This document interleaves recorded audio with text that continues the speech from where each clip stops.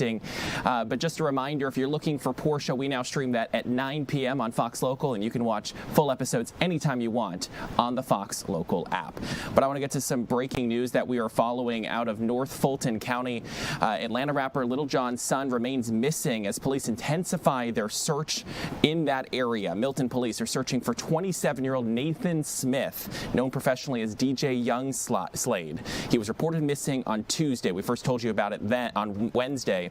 In the area he went missing, there is a large police presence at a park, and they have focused a lot of effort in that area on a body of water today. Our Stephen Herron is live on the ground. Something appears to have been discovered in the water during that search. Let's bring Stephen in to talk about what he has seen over the last hour or so and what he's seeing right now. Stephen, can you hear me? Hey, Tyler. Yeah, I hear you. So what are you... here in Milton. Yeah, go ahead. Yeah, I'm in Milton at Mayfield Road and Baldwin Drive here at the neighborhood. There's kind of a bad view right now, but earlier we were out closer to the pond, and they asked me to move farther back. It appeared that there were a lot of search crews kind of searching the water there, focused mostly on one area.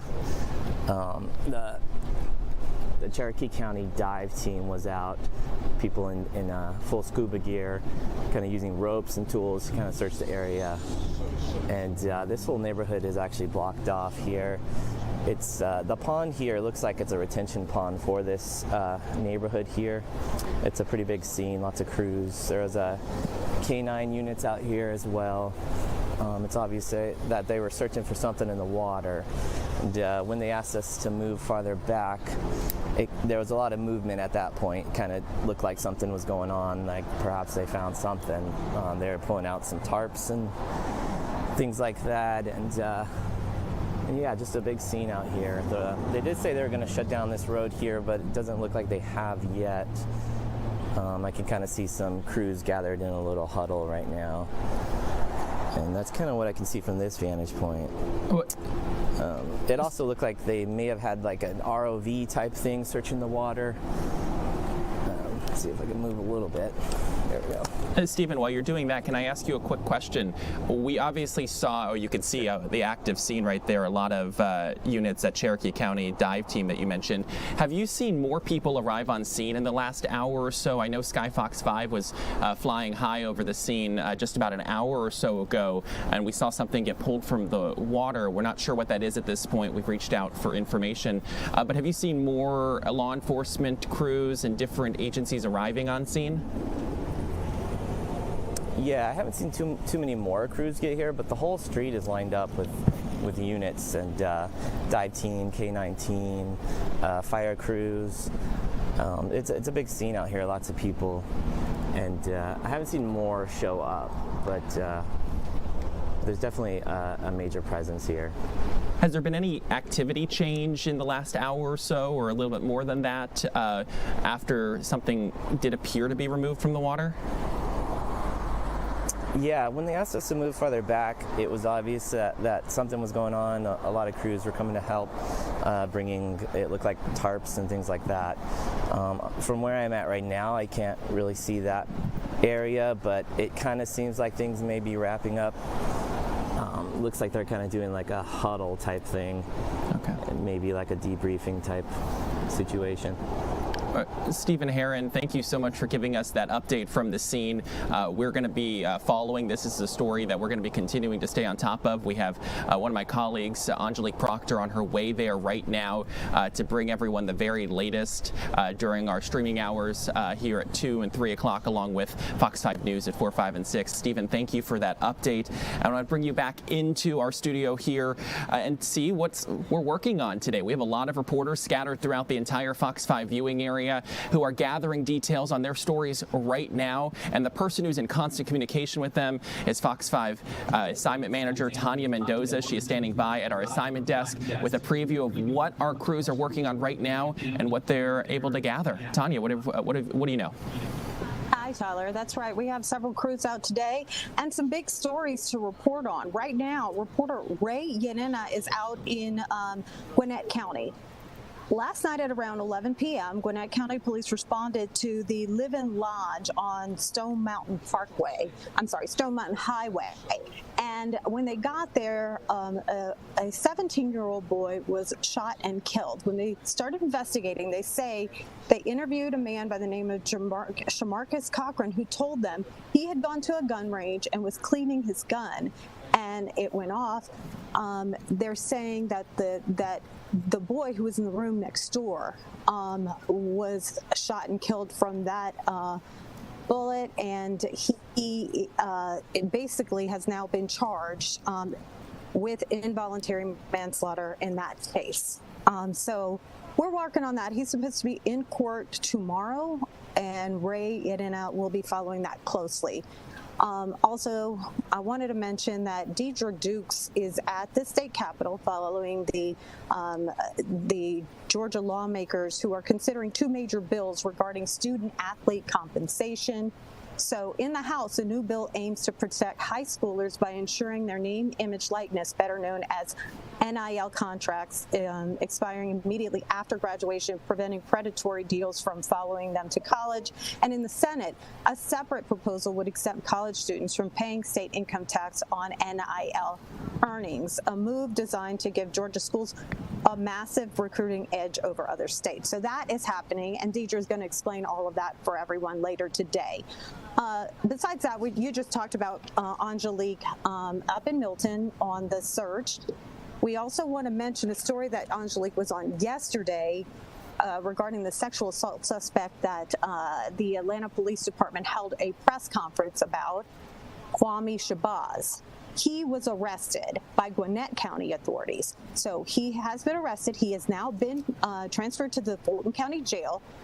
Officials at the jail and magistrate court say he will be in court tomorrow morning. It would be a magistrate hearing at the jail. So we'll be following that as well. But we're also going to be doing a deep dive into the suspect's criminal history, and we're expecting more about that. Yeah, Tanya, and I also understand we have a lot going on this weekend. What are some of the events that we're seeing?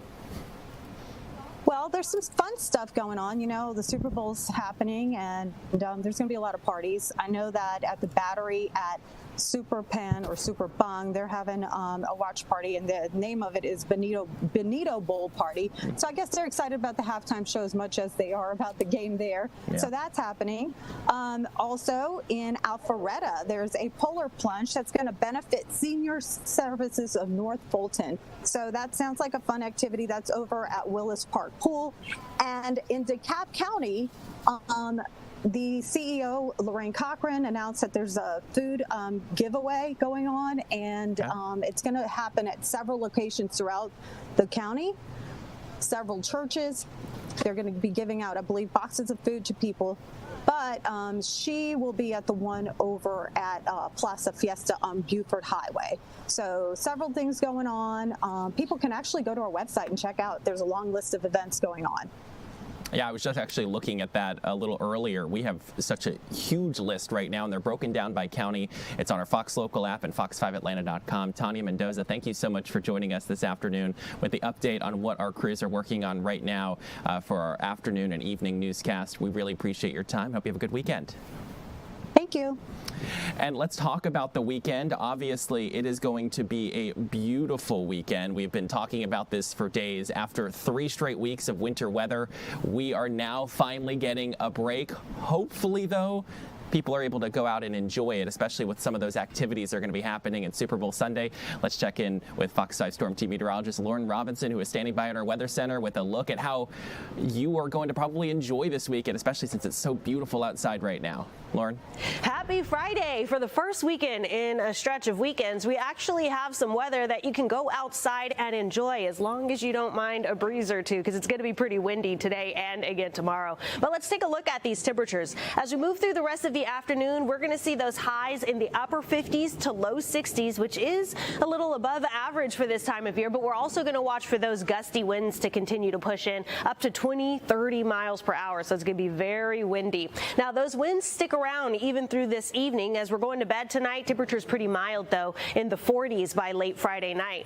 As we wake up Saturday, temperatures near freezing in the lower to middle 30s, so it's going to be a chilly start to the day. But remember, those winds will still be very gusty at these hours, so you want to make sure you're paying attention to that wind chill factor. By the time you're waking up early Saturday morning, the thermometer may be reading 30s, but it's going to feel closer to the 20s.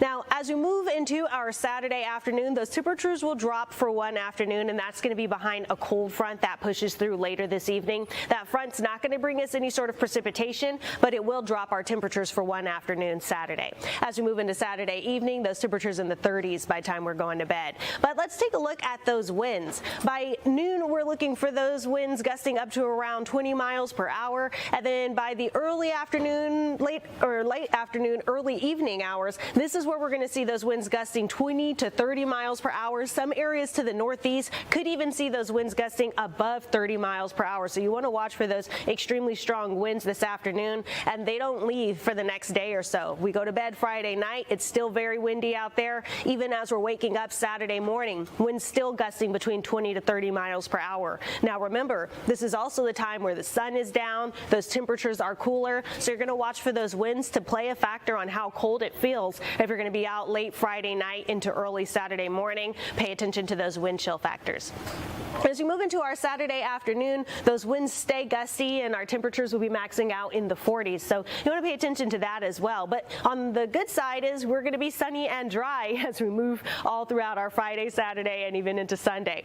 Now, these temperatures we're expecting today, upper 50s to low 60s all across North Georgia, which is actually a little bit above average for this time of year. But remember, it's going to be very windy out there if you have those outdoor plans. As we move into this evening, the winds stick around. Temperatures a tad bit below average for this time of year, but not too bad in the lower to middle 30s. But remember, it's going to feel closer to the 20s when you factor in those gusty winds. Now, we go through the weekend, we stay dry, a little bit of cloud cover moves in Sunday, but really what we'll be watching for will be those winds and then those temperatures teeter-tottering a bit. As we move into the next work week, that's when things start to stair-step their way warmer and warmer. By the middle of next week, we're looking for afternoon highs approaching 70 degrees, and we do have a dry stretch of weather ahead, but the one day where I am tracking some sort of precipitation will just be rain, but we are looking for some light rain shower chances early Wednesday. Lauren, what a difference a couple weeks make. I mean, we have had this winter weather, and now we're getting what feels like spring super early at the beginning of February.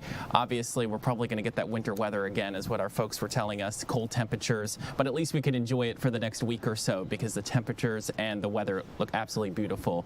Lauren, thank you so much for that update.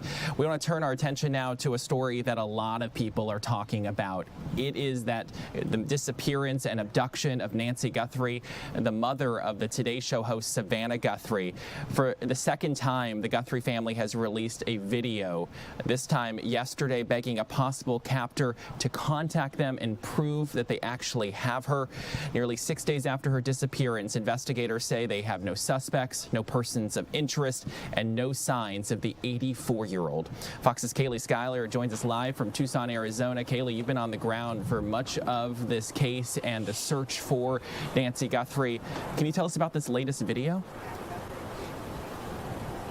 Hi, Tyler. So this time it was Nancy's son, Cameron, speaking directly to whoever may have taken his mom. And the video yesterday was posted at 5 p.m. Local time. And according to the FBI, that same time is mentioned as a deadline in a ransom note. And the family says they want to talk. This is Cameron Guthrie. I'm speaking for the Guthrie family. Whoever is out there holding our mother, we want to hear from you. We haven't heard anything directly. We need you to reach out, and we need a way to communicate with you so we can move forward. But first, we have to know that you have our mom. We want to talk to you, and we are waiting for contact. The FBI says they are taking the ransom note sent to TMZ and local TV stations in Tucson seriously. They say it came with 2 deadlines, one that passed yesterday, the next is on Monday. The FBI says the note does not give them or the family a way to communicate with whoever sent it, but they say it includes details about Nancy's Apple Watch and a floodlight. But there has been an arrest for an imposter ransom note that someone sent to the family directly. And we have a new detailed timeline from the night that Nancy went missing. It begins at 5:32 on Saturday when she took an Uber to her family's home for dinner. She's back home and the garage door is shut before 9:50 p.m. In the early morning hours on Sunday at 1:47, Nancy's doorbell camera disconnects. At 2:12, movement is detected on the camera, but there's no video of that. Then at 2:28, Nancy's pacemaker disconnects from her Apple Watch. And then just afternoon on Sunday, the family's calling 911.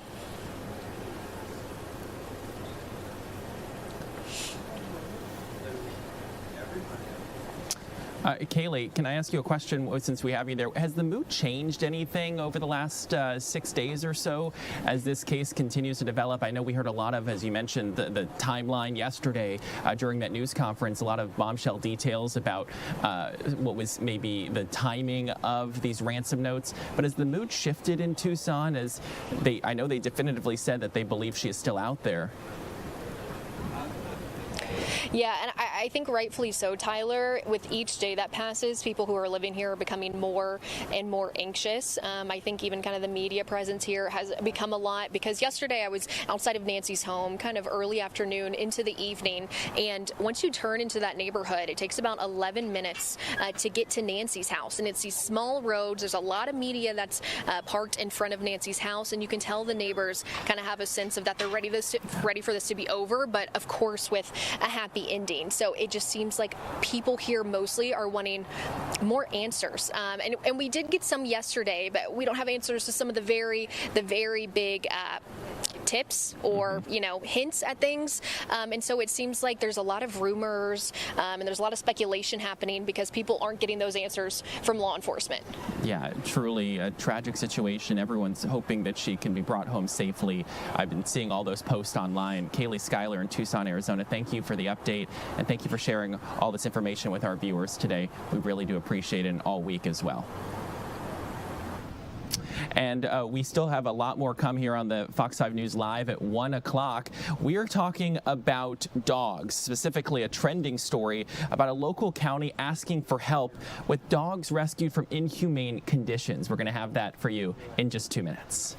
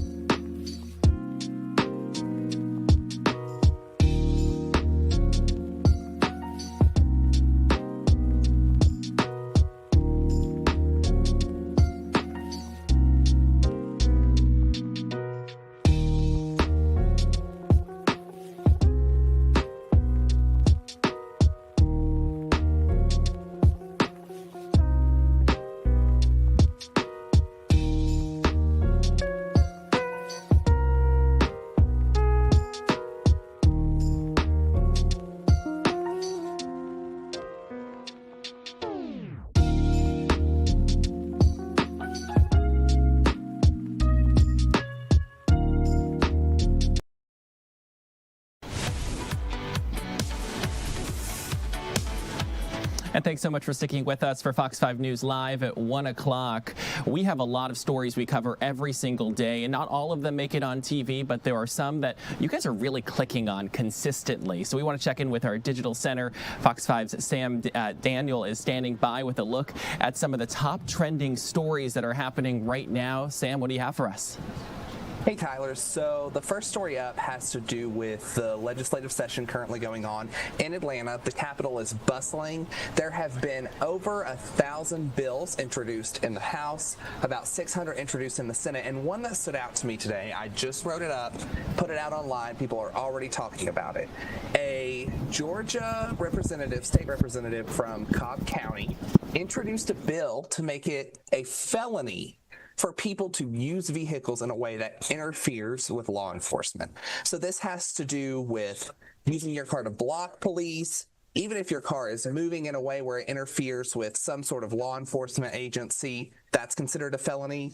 And the way it's written is very obscure. So I have reached out to the bill's author to ask, because you've seen recently a lot of people have been using their horn to alert people in neighborhoods that are full of immigrants that ICE is in the area. So I wanted to ask if that would be considered a felony in this case. I have not heard back yet, but we are looking into that.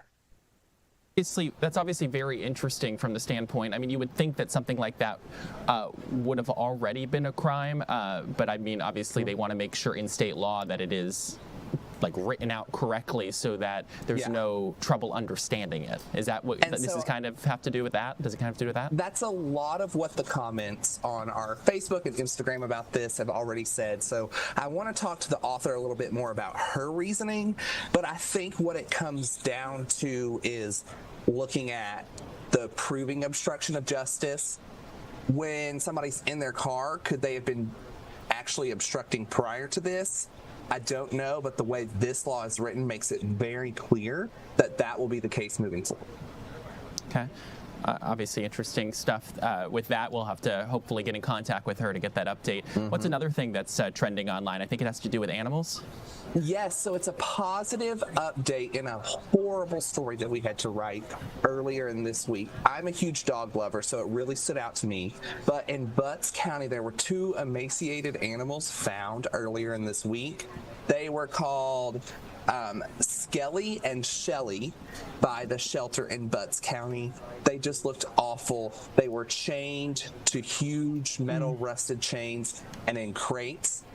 The animal shelter now says they're doing a lot better. They've really improved. They seem to be adapting to this new place, and they want help naming them. So on our website, we have a story up where you can go into the Facebook and you can help Butts County Humane Society name these 2 dogs, give them 2 permanent names, and hopefully find a forever home.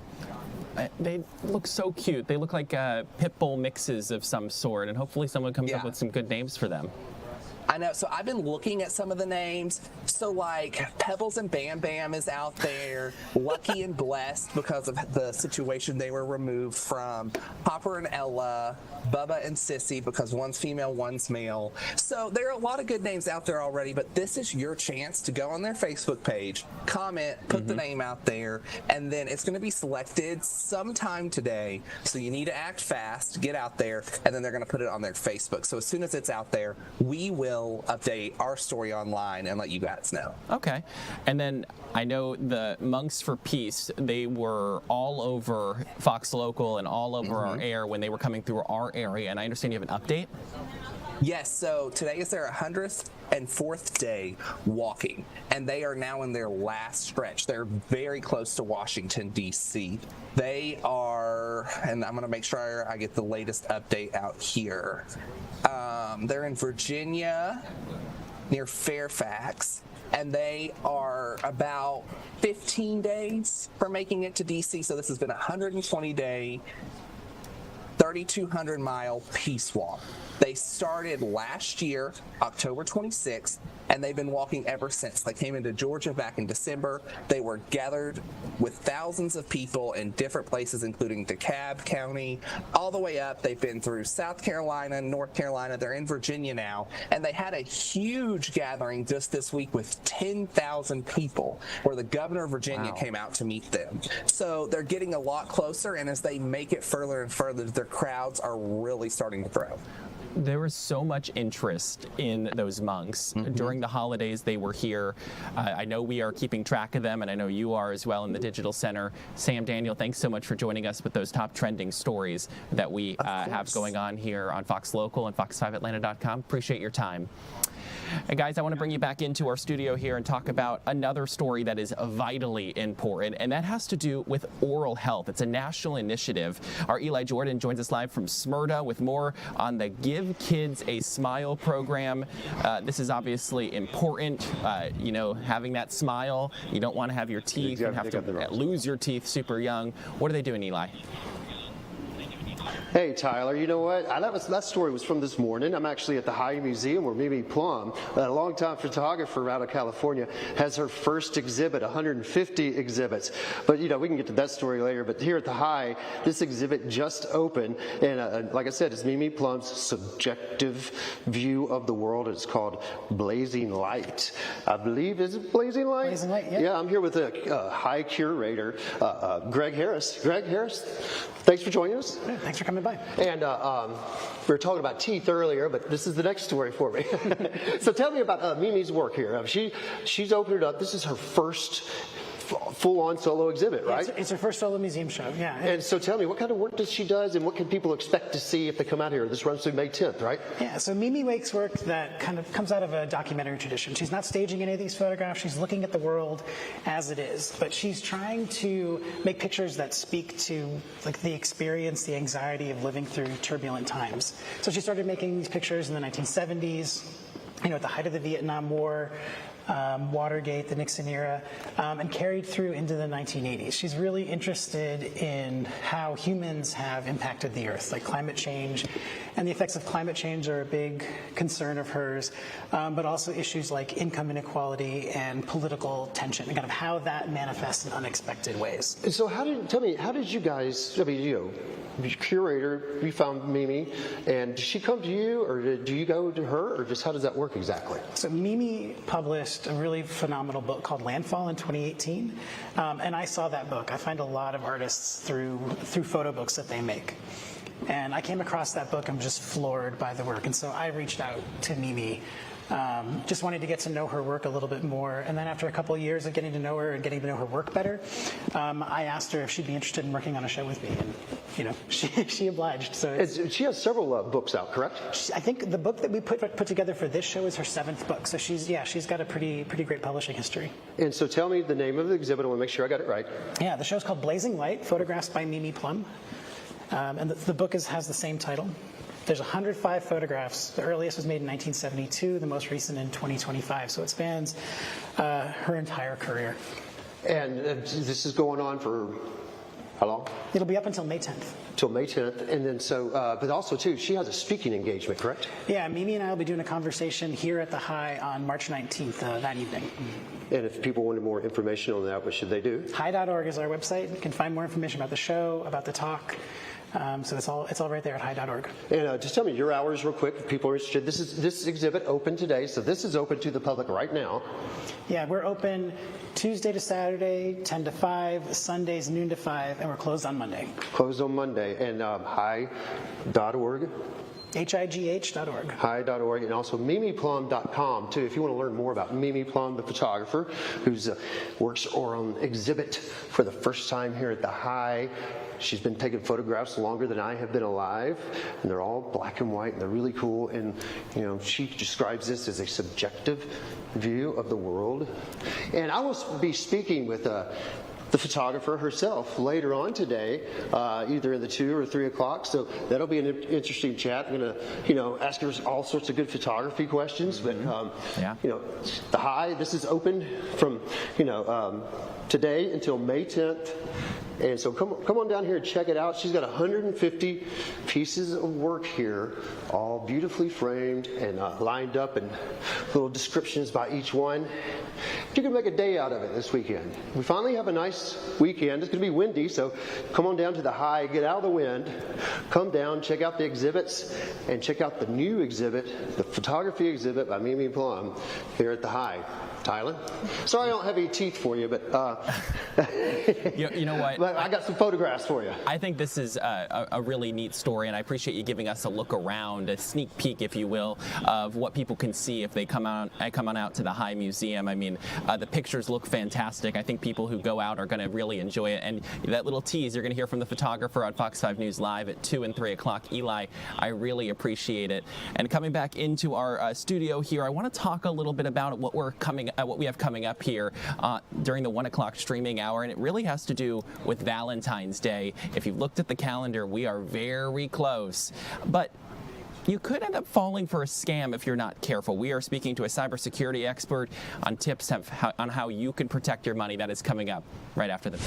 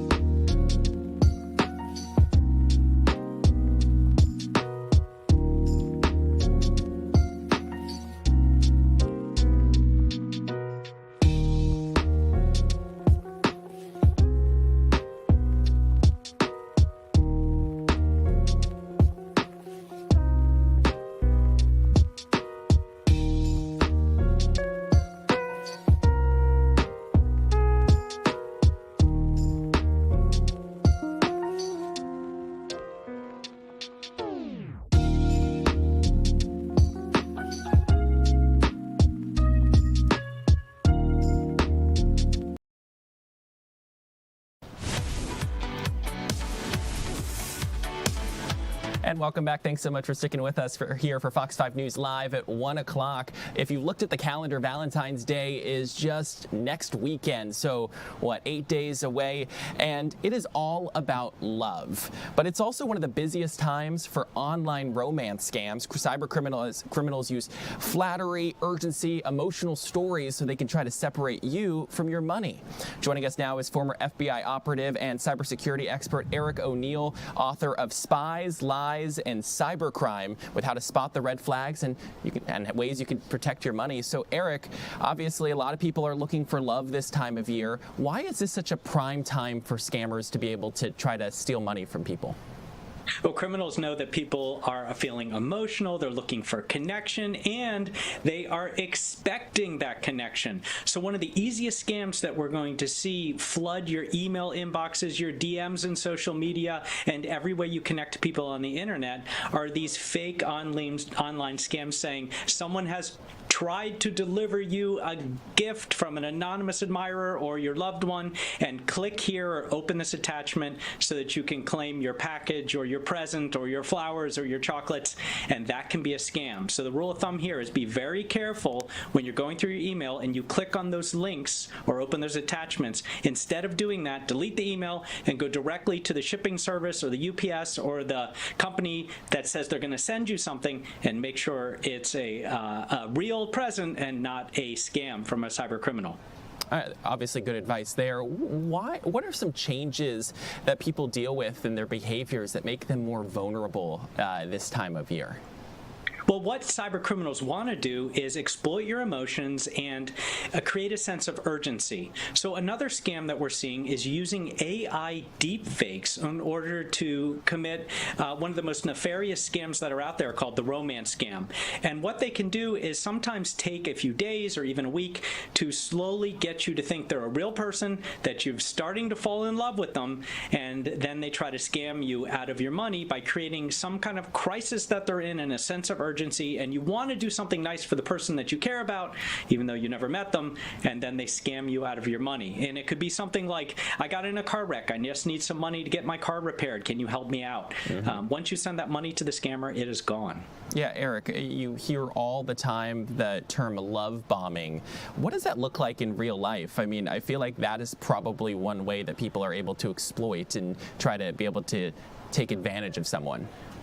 Well, one of the things that scammers use is something called confirmation bias. People want to fall in love and they want to believe that the lie is true. So what they'll do is exploit that by creating and manufacturing the perfect communications that make you believe or want to believe in this lie. So, and what they're doing is they're using AI the same way we do in our lives to craft that perfect email, that perfect response to your comment or your text that makes you feel more and more close to them, and then they launch that urgent attack that gets you to pay money.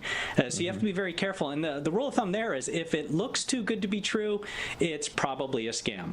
Yeah, and I feel like when you hear these, when you get scam messages, pretty much any type of scammer, they always try to use like that urgency and that emotion to be able to take advantage, especially when you hear like the senior citizen scams. It's always like that, you have to do this right now or something bad's going to happen.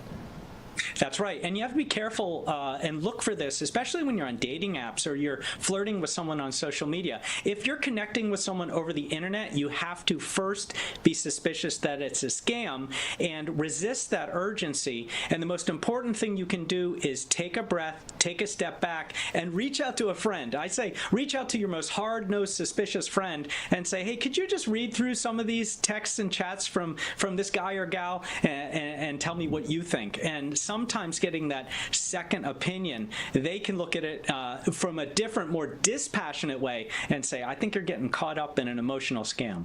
Just obviously quickly, this is probably should be a quick answer. Should anyone ever give gift cards, cryptocurrency, anything to someone online? I assume it's an obvious no.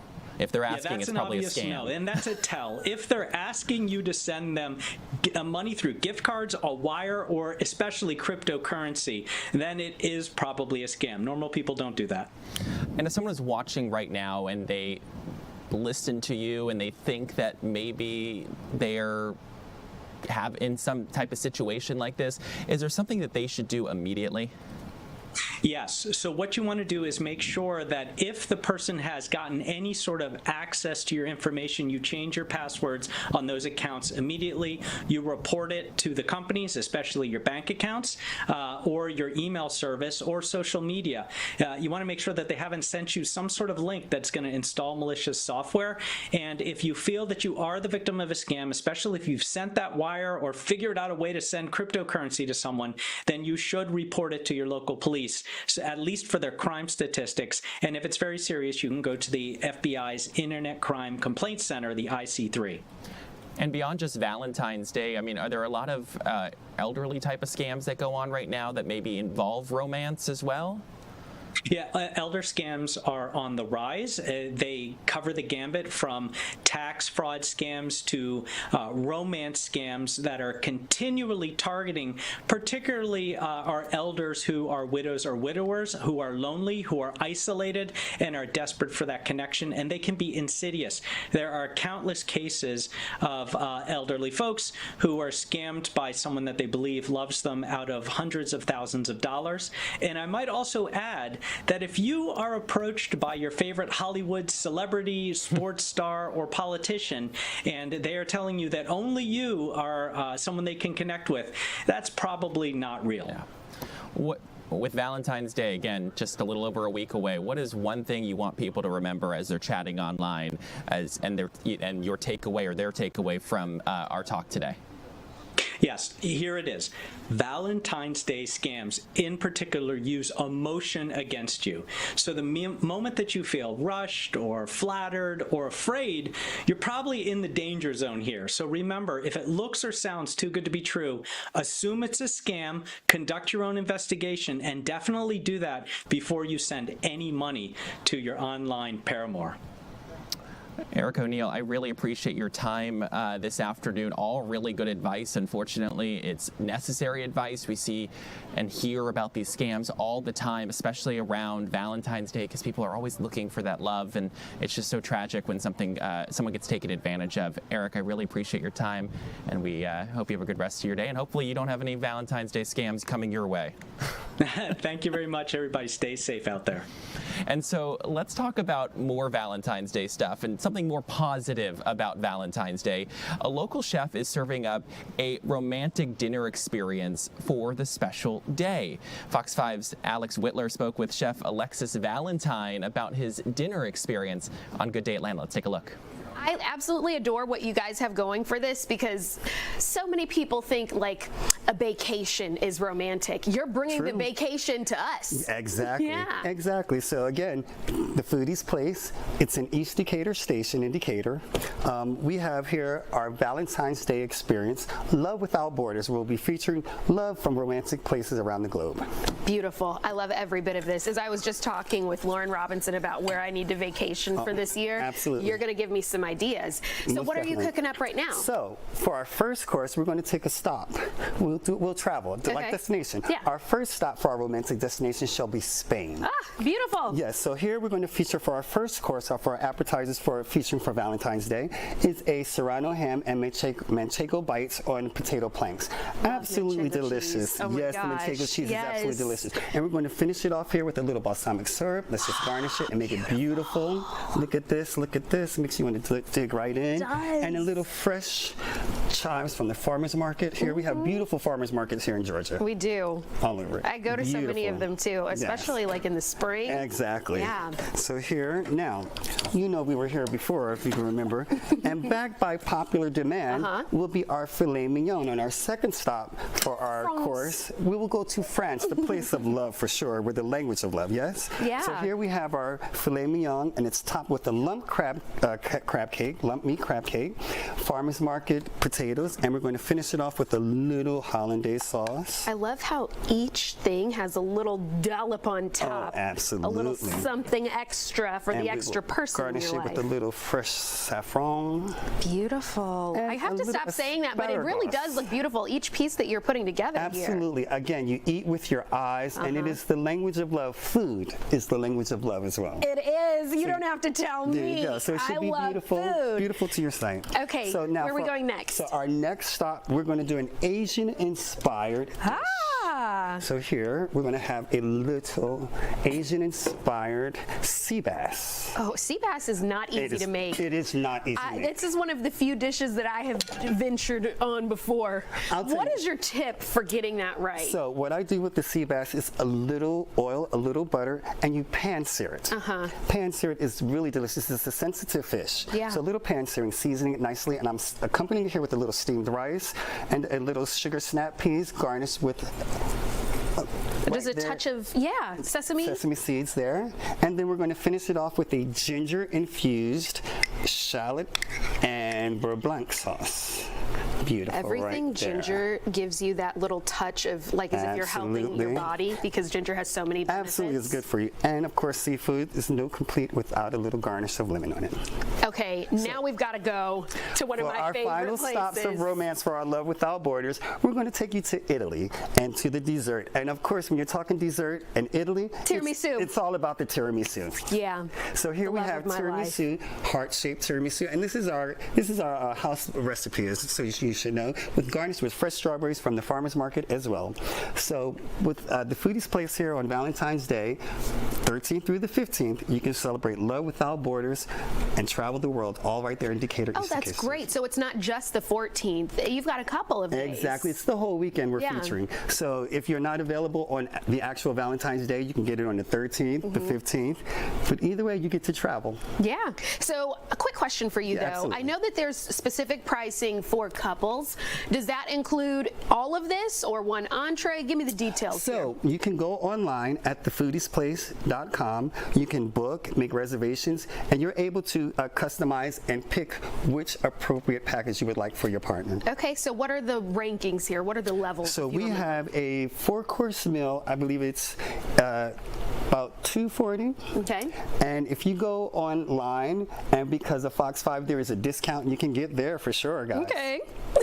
Absolutely. So yeah, come and enjoy at the Foodie's Place. It's going to be delicious. We'll have entertainment, a lot of fun, violinists, everything about romance. I love that. Anything strings, I'm down for. Okay, noted. Do what you have to do, ladies and gents. If you need to drop a hint to someone, now would be the time to do it. Let them know that you got your idea here from Good Day. So if you're interested, seating times for Love Without Borders, a Valentine's Day experience are 4 p.m., 6 p.m., 8 p.m., and 10 p.m. And we will share all of the information on our website, of course. Thank you so much. Of course, yeah, fox5atlanta.com. You can also click on the Good Day tab and then click on today's viewer information link. It'll be easy for everyone to find there. Man, I want to try something, though. Let's go to the I know dessert. I'm supposed to. Yeah. Let's go to the dessert. You Get said right to the dessert.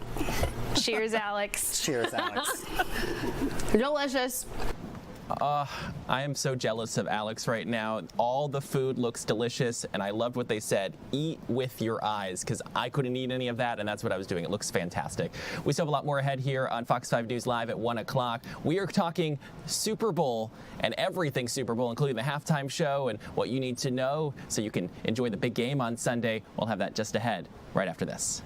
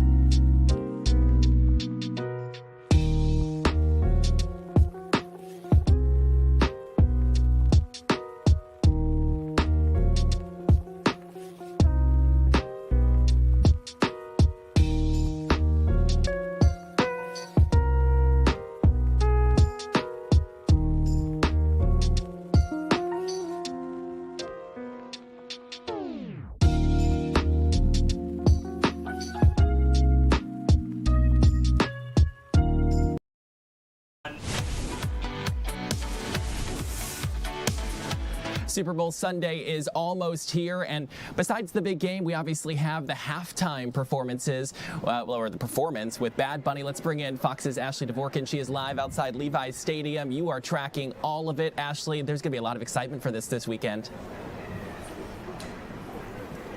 Yes, a lot of excitement already. Good morning, Tyler.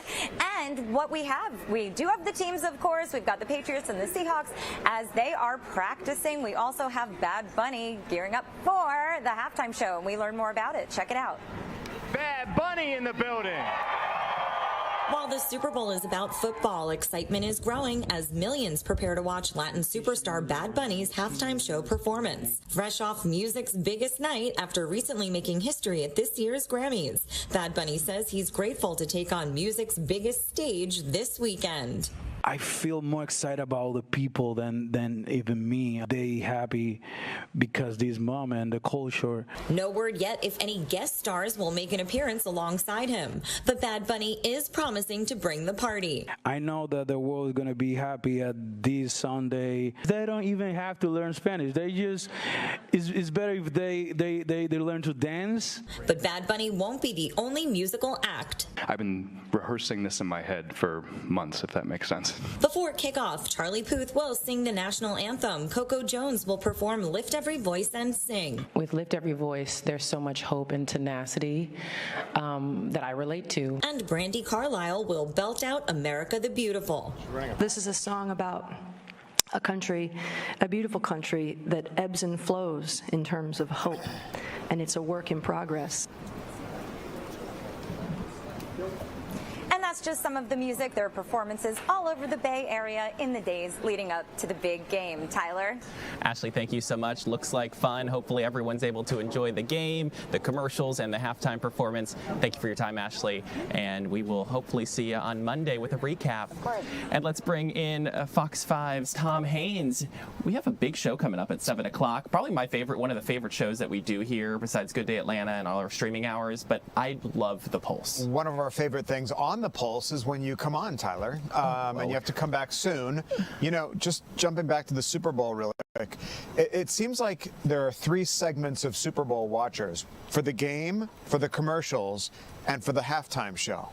It's rare when you run into somebody who loves all 3 together, but it is a spectacle. It's a good one, and we're so excited for the game on Sunday. Coming up, since you mentioned The Pulse, tonight at 7 o'clock, which, by the way, streams right here on Fox Local, we're going to be talking about, and we've kind of touched on it before, but the use of AI in Hollywood productions, all right? So Amazon is rolling out this new initiative where they're going to depend more heavily on AI to produce movies, all right? What's the problem with this? Well, actors are saying, is AI eventually going to replace us? We've heard of use of AI to create characters, but this is a controversy and one we're going to be talking about tonight at 7. How far is too far when it comes to using AI in motion pictures? So that's coming up tonight at 7 o'clock. I mean, obviously, yeah, the actors and actresses, the people who work in the film industry, they want to be able to protect their livelihoods. Yeah. Well, and as viewers, we also want authenticity. I mean, nobody wants up here 2 AI-generated Fox Local streaming anchors, right? We don't want that. You and I especially don't want that.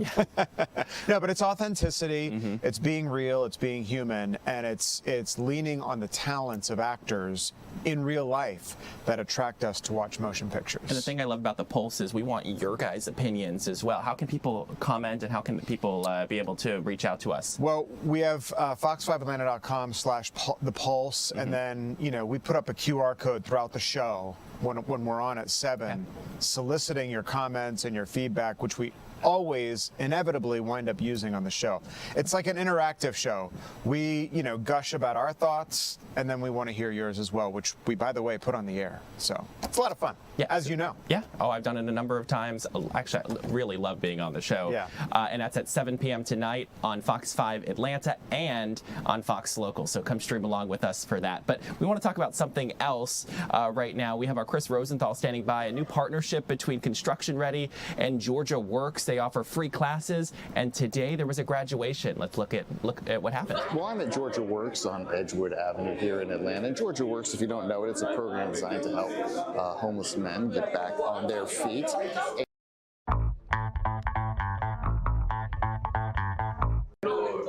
at Georgia Works on Edgewood Avenue here in Atlanta. And Georgia Works, if you don't know it, it's a program designed to help homeless men get back on their feet.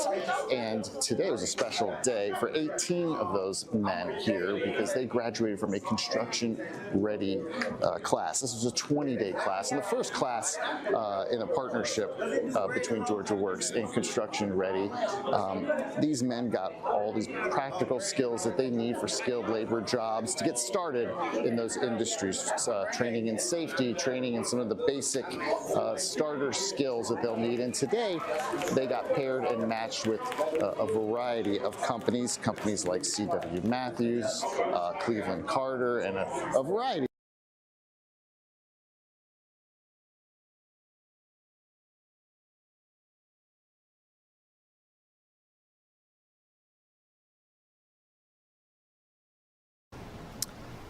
And we do seem to be having some technical difficulties with that piece. And so it was about the construction, that this Construction Ready program and that graduation. We've covered it a number of times here on Fox 5, Fox Local, and our website, fox5atlanta.com.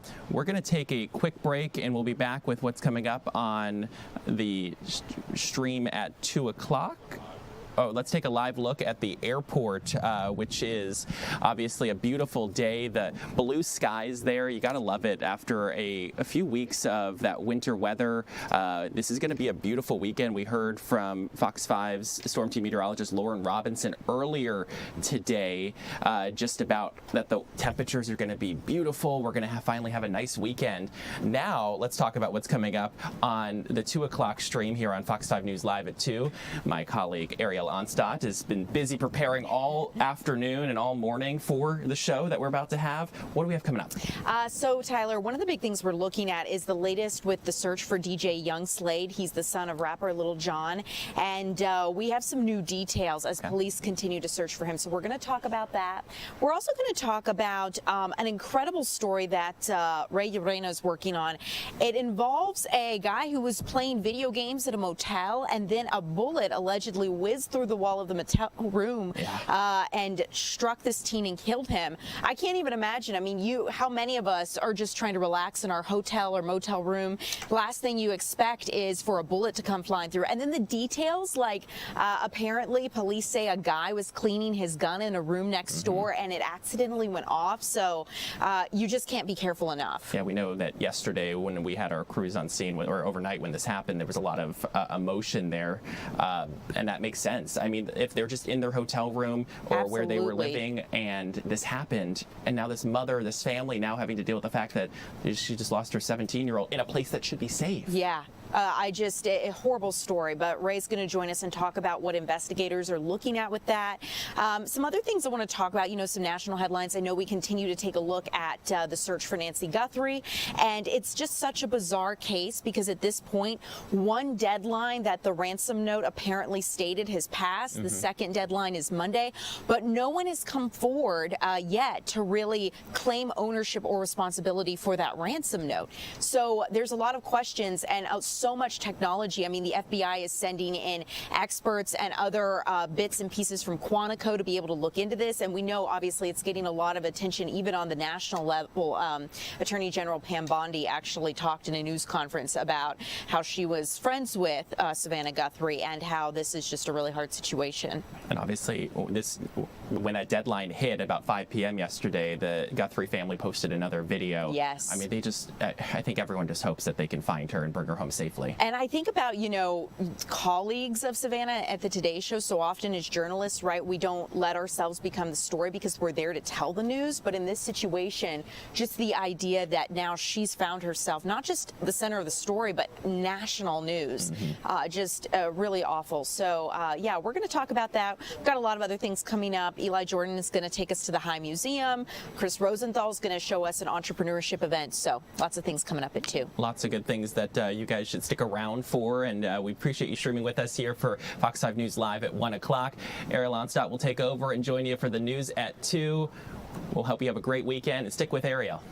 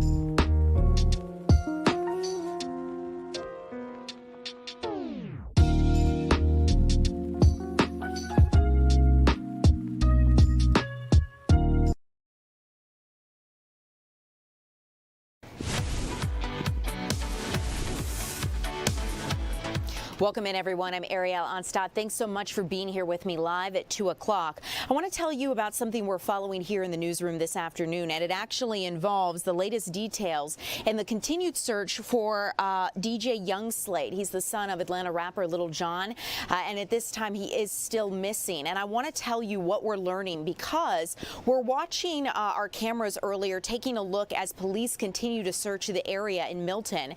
We know that he went missing from his home there in Milton. And at this point, we know a water discovery was made during that search. We were watching police put up crime scene tape and walk around that area, a pond that's actually near the home just this morning. At this point, police have not confirmed a connection to what they were able to find in that water. And the real name of rapper Young Slade, or DJ Young Slade as he is known, is Nathan Smith. He's 27 years old. His family and friends are really concerned about him. It's believed when he left his home he was disoriented. He left February 3rd without his phone, and authorities were actually able to use canine units to try to search near Mayfield Park. They warned that he is in need of help. So this is something we're going to continue to keep an eye on as we follow the latest with this situation. But in the meantime, as soon as we get any new info, we're going to let you know. I want to let you know about another story that involves, just as we were talking about getting ready for 2 o'clock here, a horrible situation. Imagine you are playing video games in your motel room and then a bullet whizzes through and ends your life. That's the reality that one family is dealing with. And our Ray Yorena joins us live to try to help us make sense of what police are looking at with this investigation. So Ray, how did this happen? Well, Ariel, the police have just charged the suspect in this case, that's 31-year-old Shamarcus Cochran, with involuntary manslaughter as well as reckless conduct. But just what you mentioned, this kid, police say, was just playing video games in a hotel room across and upstairs from where we are standing, just minding his own business, just doing what teenagers do just to pass the time. Now, Gwinnett County Police have released the 31-year-old's mugshot, Shamarcus Cochran's mugshot, after he was booked into the Gwinnett County jail this morning. Officers say that they got the call out about 11 o'clock last night to the live-in lodge that's off Stone Mountain Highway. When they arrived, police say they found a 17-year-old boy dead in his bed from what appeared to be a gunshot wound in room 216. The victim's identity is not yet known. Police said their investigation quickly led to an adjacent room that shared a wall with this unit. They said that Cochran had just returned from a gun range and was beginning to clean his gun when it fired a round into the wall. This afternoon we spoke with Markel Smith, who is staying 2 doors down from where it happened, and this is what he saw as he was coming back from work. When I got here, they pulled in like very quick right behind my car, and then they was just back and forth with the ballistic shield. They went upstairs. When they got upstairs, there wasn't really too much going on. They're screaming at the teenager or whoever that died or something like that. But yeah, it was a little bit hectic last night. Hectic scene to come back to after working all that time. Now we're getting a look at what the hotel looks like now. It's been clear of police for hours, but that's where this teenager was, just playing video games, just enjoying his time before most likely probably going to school in the morning, going to school. Gwinnett County Sheriff's Office says that Cochran will most likely face a judge over the weekend for his first appearance in court following his arrest. We have reached out to the Gwinnett County School District to see if this 17-year-old student was a student in their district, but we have yet to hear back on that. Ariel? Ray, just a horrible situation. Do police have any advice, or I guess you could say in this situation they believe that the guy that they have arrested was cleaning his gun and it discharged. Is there any kind of advice or best practice about how to deal with that situation? Because I'd imagine a lot of gun owners probably do end up cleaning their weapons, and the fact that this is a freak situation but a tragedy, and we want to make sure it doesn't happen again. So did police say anything further about that? Ariel, we have not been able to get in touch with police today. They've told me that they've been busy, of course, preparing for Officer Pradeep Tamang's funeral for tomorrow, so all of their resources have been on that. We haven't been able to reach police today, but we've been talking to neighbors, and we did talk to one kid off camera. He was just coming in with his mom, and he said he did know the kid, Markel Smith, who you heard from. He said that he did see, this kid. He was only here for a couple days, Markel Smith, but he did see this teenager running around playing with the kids, so he knew and saw him running around, but he didn't know him personally, Ariel. But that's what we know at this point. Ray, thank you so much. Definitely Gwinnett County Police are very busy and have their hands full, but appreciate your reporting on this story. Thanks for keeping us updated. We'll follow back up with you if you hear anything new. But in the meantime, guys, I want to continue to keep you updated about a story that we actually brought you yesterday right here on Fox Local about a convicted felon that Atlanta police were searching for because they believe he was involved with a few sexual assaults. And so this is not his image, but we'll continue to keep you updated. There you go. You can see this is actually the guy that police believe is responsible for sexual assaults in Buckhead and College Park. They say he's an alleged serial rapist, and at this point, his name is Kwame Shabazz. And after police announced him in a news conference yesterday, just today they were able to make that arrest of him. So they suspect that he sexually assaulted a woman in Buckhead and another person in College Park. He has a violent criminal history that includes an attempted murder conviction and at least 2 escapes from custody. He was apprehended by Gwinnett County Police and extradited to the Atlanta Police Department. So this is something we're going to continue to follow. He's made his court appearance, and we're going to follow what happens next. He's 31 years old. But when it came to that sexual assault in Buckhead, police believe that Shabazz actually forced his way into a Buckhead apartment complex on Cosmopolitan Drive Northeast on January 22nd. And police said this all happened as that person was trying to close their door and get into their apartment. The witness saw this and called police, or rather called the concierge of the apartment, who then called police. Shabazz had disappeared from the scene by the time police got there, but one thing that police were also saying is that they believe Shabazz exposed himself to a woman in the 2200 block of Piedmont around the corner from the apartment where the assault happened. And surveillance footage that you saw that Atlanta police showed us yesterday showed video of him walking around Cosmopolitan Drive on January 22nd. So this is something we're going to continue to keep you updated on, but police have made an arrest. And today, the Tara Baker murder trial does continue this afternoon. And as of right now, we've just learned that court has adjourned for the day. So I want to catch you up to speed as to what happened in the courtroom a little bit earlier, because it is day 5 of testimony, and we were actually able to hear from many investigators who worked on this cold case. Friday does mark the 5th day of testimony, and this trial is continuing against Edric Faust, the man that prosecutors believe killed University of Georgia law student Tara Baker back in 2001.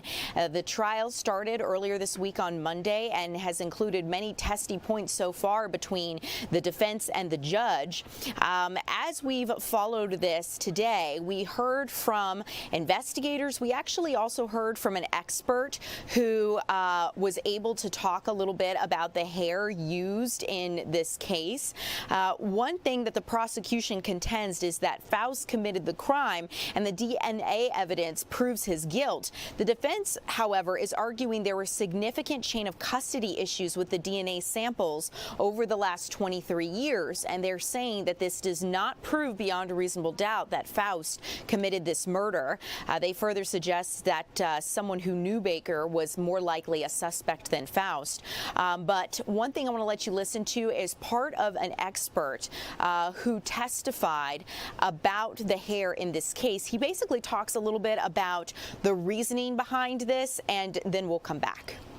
Right. So the science of comparing hair is that a recognition that hair contains several basic parts. So there's a cuticle outer structure of a hair. There is the basic protein, the main portion of the hair called the cortex. Some hairs contain what's called a medullary structure, a medulla, which is kind of an air-filled tubular structure that can appear down in the center of some people's hair. So based on, and the cortex of the hair contains the pigment granules, which gives the hair its color.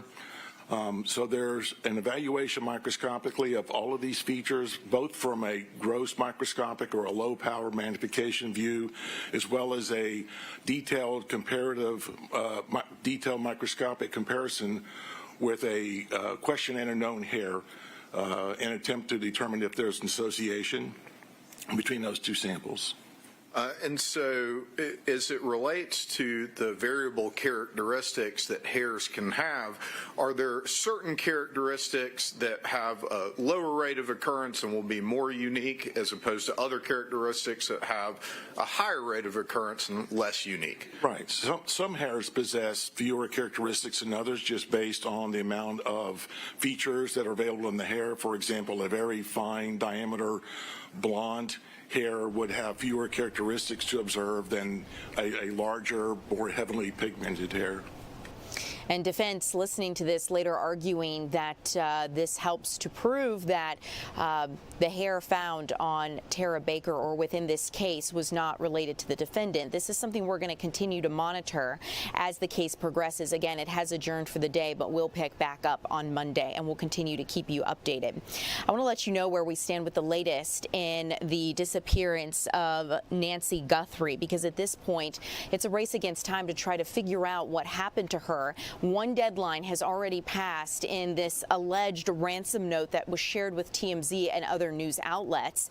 And it's 6 days after she disappeared. There's still no suspects or persons of interest and no sign of the 84-year-old woman.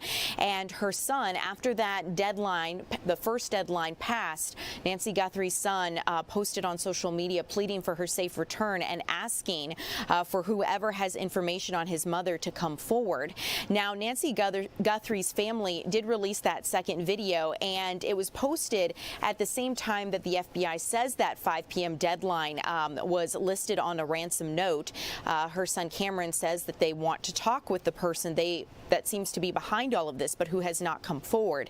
The FBI confirmed there were 2 deadlines in the ransom note that came with specific demands if they were not met.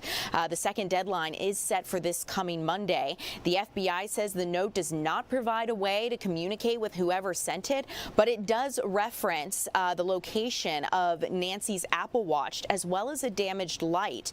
On Thursday, so yesterday, investigators spent more time going door to door in Nancy's daughter Annie's neighborhood, and they've also sent emails to Nancy's neighbors asking for dash cam footage and believe that she is still alive at this point. The FBI has brought in a critical response group from Quantico to be able to process social media evidence and a digital footprint. So this is something we're going to continue to monitor as we get any new information. I also want to let you know where we stand with calls for the Clintons to testify in a public hearing regarding Jeffrey Epstein, because at this point, former First Lady Hillary Clinton wants to tell Congress everything she knows about Jeffrey Epstein, and she says she wants the public to hear it. She's calling for a question and answer session with lawmakers later this month, and she wants it to be televised. It's the latest twist in this months-long battle between the Clintons and the House Oversight Committee. One thing that Hillary Clinton said is that she and her husband Bill, former president, are ready to testify, but they want to do it in public and not behind closed doors. The chairman of the House Oversight Committee has scheduled originally their depositions behind closed doors. Bill Clinton, former president, had socialized with Epstein for years in the late 1990s and the early 2000s, as did President Trump, who seemed to defend Clinton this week. President Trump had said, quote, "It bothers me that somebody is going after Bill Clinton," and further then said that he likes Bill Clinton, and that was his quote. Epstein later pled guilty to state charges of solicitation of prostitution with a minor in 2008. He killed himself in a jail cell in 2019 before his federal sex trafficking trial was supposed to begin. And neither Clinton nor Trump are accused of any crimes in connection with Jeffrey Epstein. In fact, the head of the FBI actually tells Fox News it's unlikely that anyone will be charged charged in this case, but he said they are always open to new information based on the release of the documents that they have been doing. The Epstein fallout even stretches across the Atlantic, where British Prime Minister Keir Starmer is doing damage control after appointing an Epstein pen pal, Peter Mandelson, as ambassador to the United States. And it's believed that Peter Mandelson shared sensitive information about the financial markets in 2008 with Jeffrey Epstein. The Clintons' agreement to testify will likely be unable to head off a House vote this week to hold the pair in contempt of Congress. That is expected to come, but we'll continue to keep you updated on that. In the meantime, I want to let you know that the Justice Department has announced an arrest of a participant in the deadly 2012 terrorist attack at a U.S. compound in Benghazi. They say they have this alleged terrorist in custody. Attorney General Pam Bondi, you can see FBI Director Kash Patel and U.S. Attorney Jeanine Pirro held a news conference talking about the arrest of Zubair al-Bakush, and they say he's one of the leaders of the attack that killed 4 Americans 14 years ago. Take a listen. Today, I'm proud to announce that the FBI has arrested one of the key participants behind the Benghazi attack. Zubair al-Bakush landed at Andrews Air Force Base at 3 a.m. this morning. He is in our custody. He was greeted by Director Patel and U.S. Attorney Jeanine Pirro. Al-Bakush will now face American justice on American soil. We will prosecute this alleged terrorist to the fullest extent of the law. He'll face charges related to murder, terrorism, arson, among others. Let this case serve as a reminder. If you commit a crime against the American people anywhere in this world, President Trump's Justice Department will find you. It might not happen overnight, but it will happen. You can run, but you cannot hide. If you kill an American citizen in an act of terrorism, we will hunt you down. We will bring you to justice, and you will face justice here in America, not in another court and not in any other proceeding around the world, but here. You killed our own, so we are going to take it to the streets to make sure you are held accountable. The Benghazi saga was a painful one for Americans.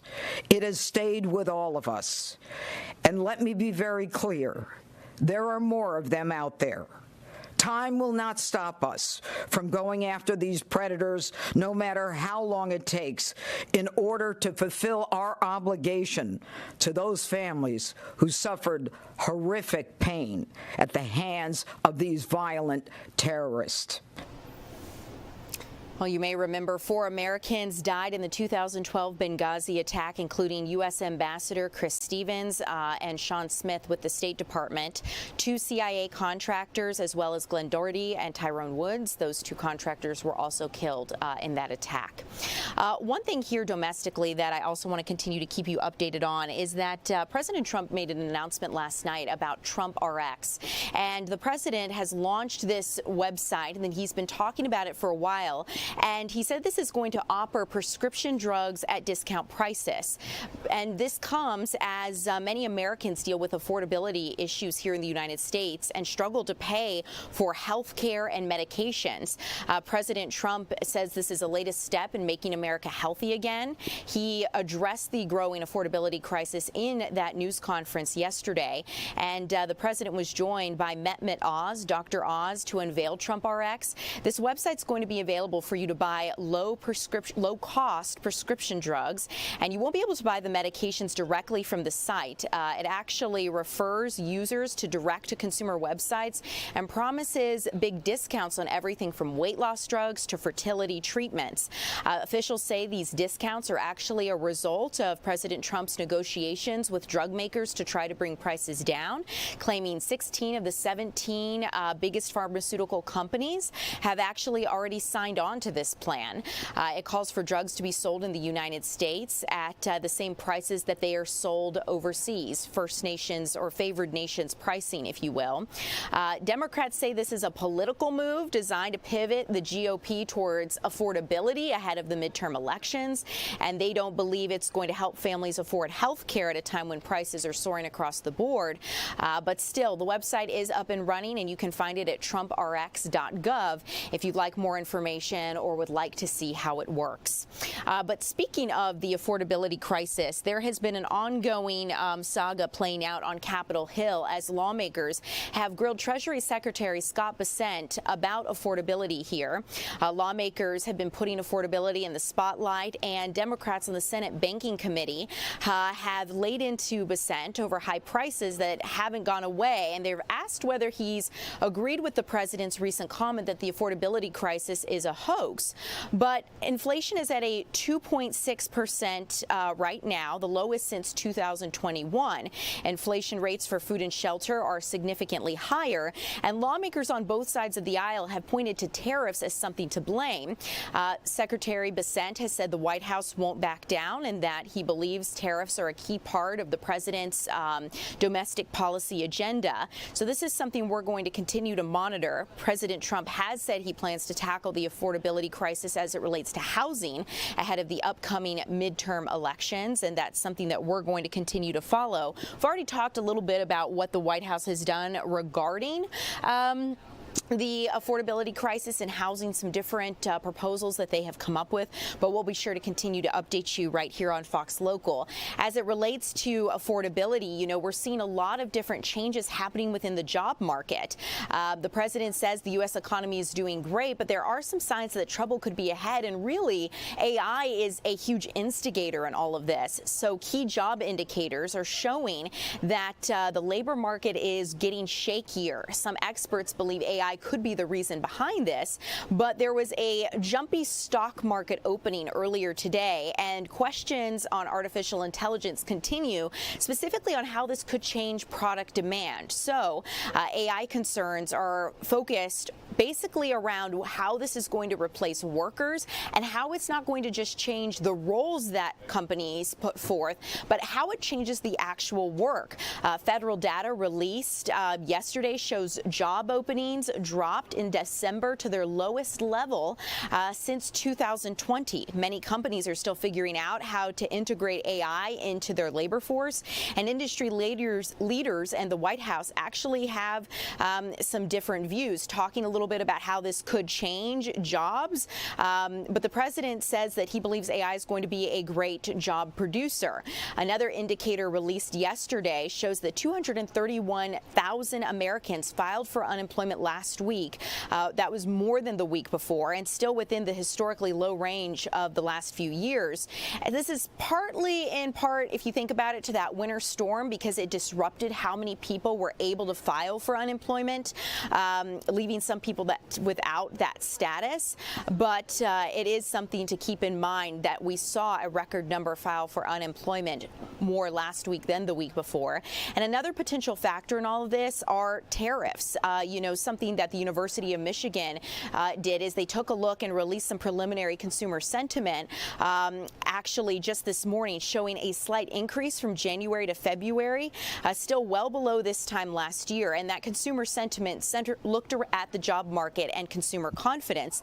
Some Republicans are asking why consumer sentiment isn't more positive, seeing that it's not really rebounding the way it should be given the current state of the economy. But the next data to watch, so the next thing we're keeping our eye on, is the unemployment report, or excuse me, the employment report, actually due out Wednesday, and that's going to be released 5 days late thanks to the 3-day partial government shutdown. So we'll continue to keep you updated there. Coming up, you guys, I want to continue to keep you updated on our local weather forecast. Feels a little bit warmer than what we've been used to, and meteorologist Lauren Robinson has a sweet treat with a warm-up on the way this weekend.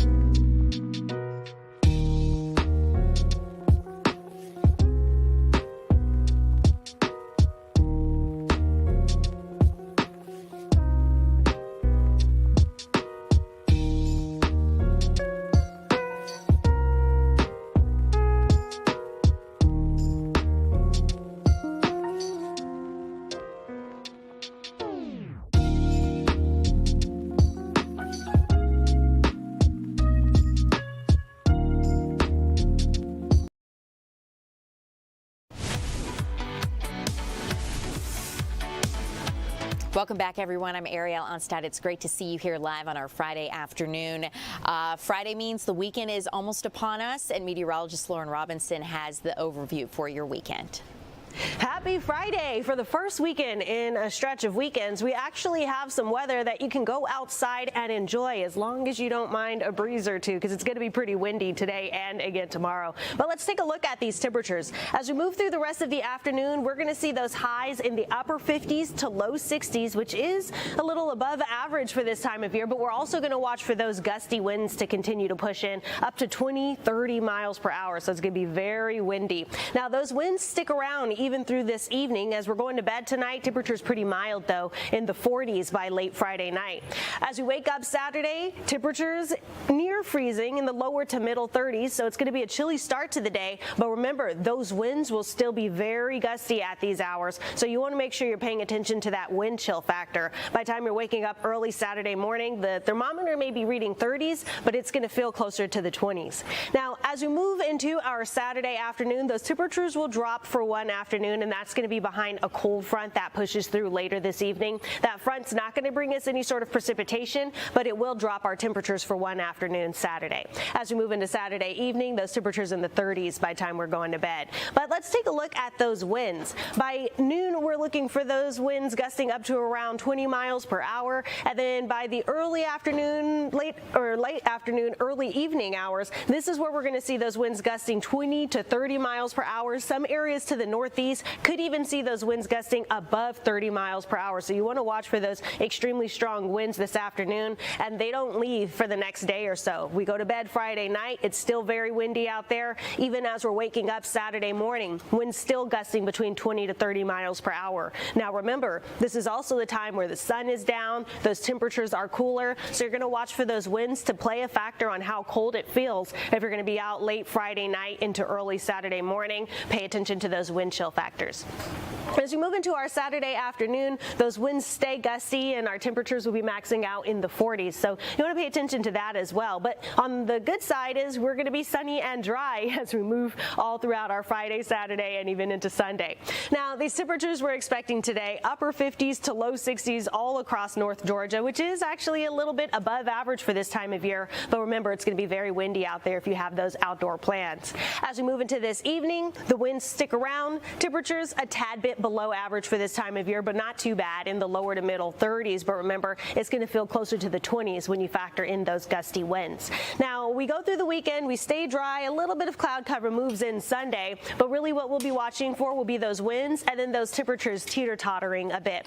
As we move into the next work week, that's when things start to stair-step their way warmer and warmer. By the middle of next week, we're looking for afternoon highs approaching 70 degrees, and we do have a dry stretch of weather ahead, but the one day where I am tracking some sort of precipitation will just be rain, but we are looking for some light rain shower chances early Wednesday. Awesome, Lauren. Well, thanks so much for the overview. Can't wait to finally have a more mild weekend by Georgia standards to look forward to. Guys, coming up, we've got a lot of things on tap. We're going to go out to San Francisco ahead of the Super Bowl to talk with Fox's Christian Cafton about some different things that fans have been doing to prepare. And we're going to talk about that Super Bowl experience coming up next.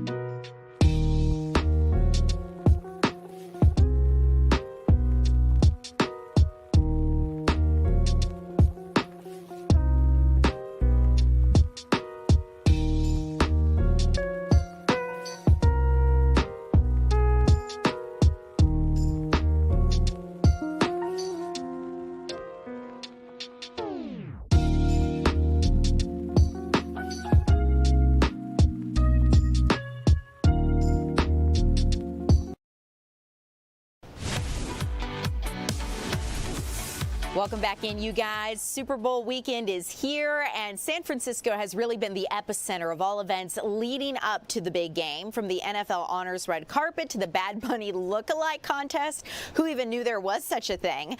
The Bay Area is ready for Super Bowl at someday, it seems, or at least getting there. So Fox's Christian Captain is back at the Super Bowl experience there in San Francisco. Christian, seems like you just really have the best assignment all week. You know what? Not a bad gig all week long. Super Bowl stuff. Got to hang out with Bad Bunny yesterday, and I'm hanging out by the Vince Lombardi Trophy over there. I'll tell you, it's right behind Joe Montana. If you take a look there, folks have been coming through all morning long, taking their photos. By the way, that's not the real Joe Montana, I think. You know, if it was, we'd get a lot closer, and we'd probably be harassing him a lot more. But we did have some NFL greats out here last night for the NFL Honors, including Bay Area favorite and local favorite Christian McCaffrey, running back there, winning for Comeback Player of the Year. But Matthew Stafford from the Rams taking home the biggest prize of the night, MVP. He gave credit to his coach and his teammates. Sean, a great friend of mine and the best damn leader of men I've ever been around. I am blessed to play for you and work with you, man. It is an unbelievable partnership and something I'm so proud to be a part of. To the guys in the locker room, a lot of people have said it, but truly mean it for me. I mean, my name's going to be on this trophy, but there's so many guys. A lot of you here today, and I appreciate the heck out of you for being here. You know, your name should be on there too with me, and I really appreciate that. This team was really special. It didn't end the way we wanted it to, but man, I'll never forget it. Yeah, not a bad consolation prize there for Stafford, taking home that trophy. Of course, I'm sure that he would have loved to have taken home the Lombardi Trophy. Hey, you were talking about Bad Bunny. We did get to hang with him last night, but I'll tell you what, there was a Bad Bunny look-alike concert, or contest rather, here in San Francisco.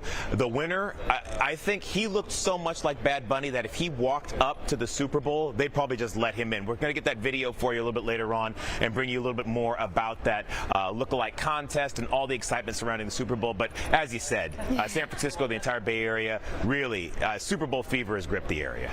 Christian, it sounds like a lot of fun, and you know, kudos to whoever looks so much like Bad Bunny that they could pull that off. It sounds like, you know, those look-alike contests that were going viral there for a second, you know, might have an impersonator on our hands. But Christian. Absolutely. He looked great. I will get that picture for you a little bit later on. I think he had the hat. He had a red shirt on, and I looked at him and I was like, maybe Bad Bunny just went into the mission and just did the contest himself to try to win the $100 prize. That's would how be close he looked. Hilarious. You know, maybe he needs to hire the guy to give himself a day off. Who knows? But Christian, thanks so much. I'll let you get back to it. I appreciate you. Okay, guys, we're going to move on because speaking of Bad Bunny, Bad Bunny's ready for the Super Bowl spotlight. He's a Puerto Rican singer, in case you didn't know, and he's actually explaining a little bit more of his state of mind before taking the stage during the halftime show. He's fresh off of his historic Grammy win for winning Album of the Year. So let's listen to some of what he had to say. The biggest feeling is being grateful, like me siento muy agradecido, y aunque de momento me puedan ver serio o algo, es como que I'm happy, but I'm just processing and taking one day at a time and just living, you know what I mean? I feel more excited about the people than even me, about my family, about my friends, people that I know that they always have believed in me and they happy because this moment, the culture, and that's what make this show to me make it special. It's just like that. I'm trying to enjoy it, and I know that are gonna have fun. All the crew, all the people, they're gonna have fun that day. And you're not alone, right? At the end of the day, it's a huge team that comes together for all of these experiences. The opportunity to bring that feeling that I put on that album to one of the biggest stage in the world is something that I never thought. So definitely this album is the most special because, as I said, I was trying to connect with myself and my roots, my who I am. Well, you're listening to Bad Bunny talk a little bit about how he's getting in the mindset for the Super Bowl halftime show. Meanwhile, other musical performances, in case you didn't know, include Charlie Puth singing the national anthem before the game. Coco Jones is singing Lift Every Voice and Sing, known as the Black National Anthem. And Brandi Carlile is tackling America the Beautiful. As we continue here, guys, we have a lot of things to get to. I actually just got in a news release, breaking news. I want to let you know about the latest regarding that missing person case we have been following. You're taking a look at DJ Young Slade, government name Nathan Smith. And one thing to keep in mind here, police just releasing that they have found a body in a pond, and they believe that body to be that of the 31-year-old. You're looking at video from when he appeared here on Good Day Atlanta with Elise Edie just a short time ago. But on the morning of February 3rd, to give you some backstory, Milton police officers responded to a report of a missing adult in the area of Baldwin Drive in Milton. They found that Nathan Smith had left his residence under unusual circumstances, and they couldn't find him. The Milton Police Department immediately started search efforts and coordinated with multiple partner agencies to be able to try to find him over several days. But after being unable to find him during that time, teams actually expanded their search to include a pond in the Mayfield Park near Smith's home there in Milton. And then today, February 6th, just before noon, divers with the Cherokee County Fire Department located and recovered a body from the pond, and the police now believe that person to be Nathan Smith. They are waiting official confirmation from the Fulton County Medical Examiner's Office, but based on the investigation to date, investigators say there is no sign of foul play, but the Milton Police Department Criminal Investigations Division is going to continue to treat this as an open and active investigation. They do further say in their news release that I just now have in my hands that no further details are going to be released until the official cause and manner of death are determined by the Fulton County Medical Examiner, and all investigative leads have been thoroughly examined. And finally, they do say they extend their deepest condolences to the Smith family during this difficult time, and they are respectfully asking the community and members of the press to honor the family's request for privacy as they grieve and navigate this tragedy. As many of you know, Nathan Smith, known as DJ Young Slade, is the son of Atlanta rapper Lil Jon. So we'll continue to keep you updated on this tragic update. In the meantime, we have more news to get to. We're going to go to our Chris Rosenthal coming up next after this.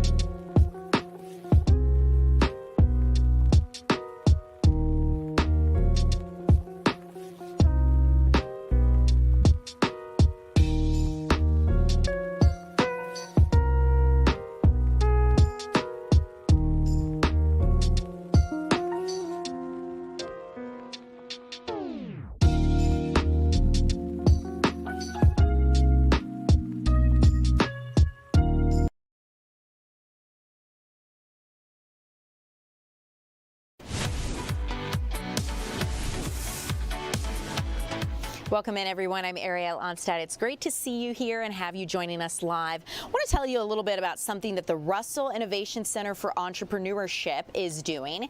Our Chris Rosenthal takes us to First Fridays. And Chris, I understand that this kind of First Fridays is a really great way for entrepreneurs to workshop, work out ideas with each other, and try to compare some best practices. Yeah, absolutely. You know, I learned a new term here today. It's called uncommon access. You know, and this is really a great opportunity for smaller businesses and entrepreneurs to get a chance to meet with other companies of maybe larger scales. Some, you know, Fiserv, for example, A&B Sports and Emory and other organizations here, just to name a few. Meet with some of those companies to network, to pass around ideas.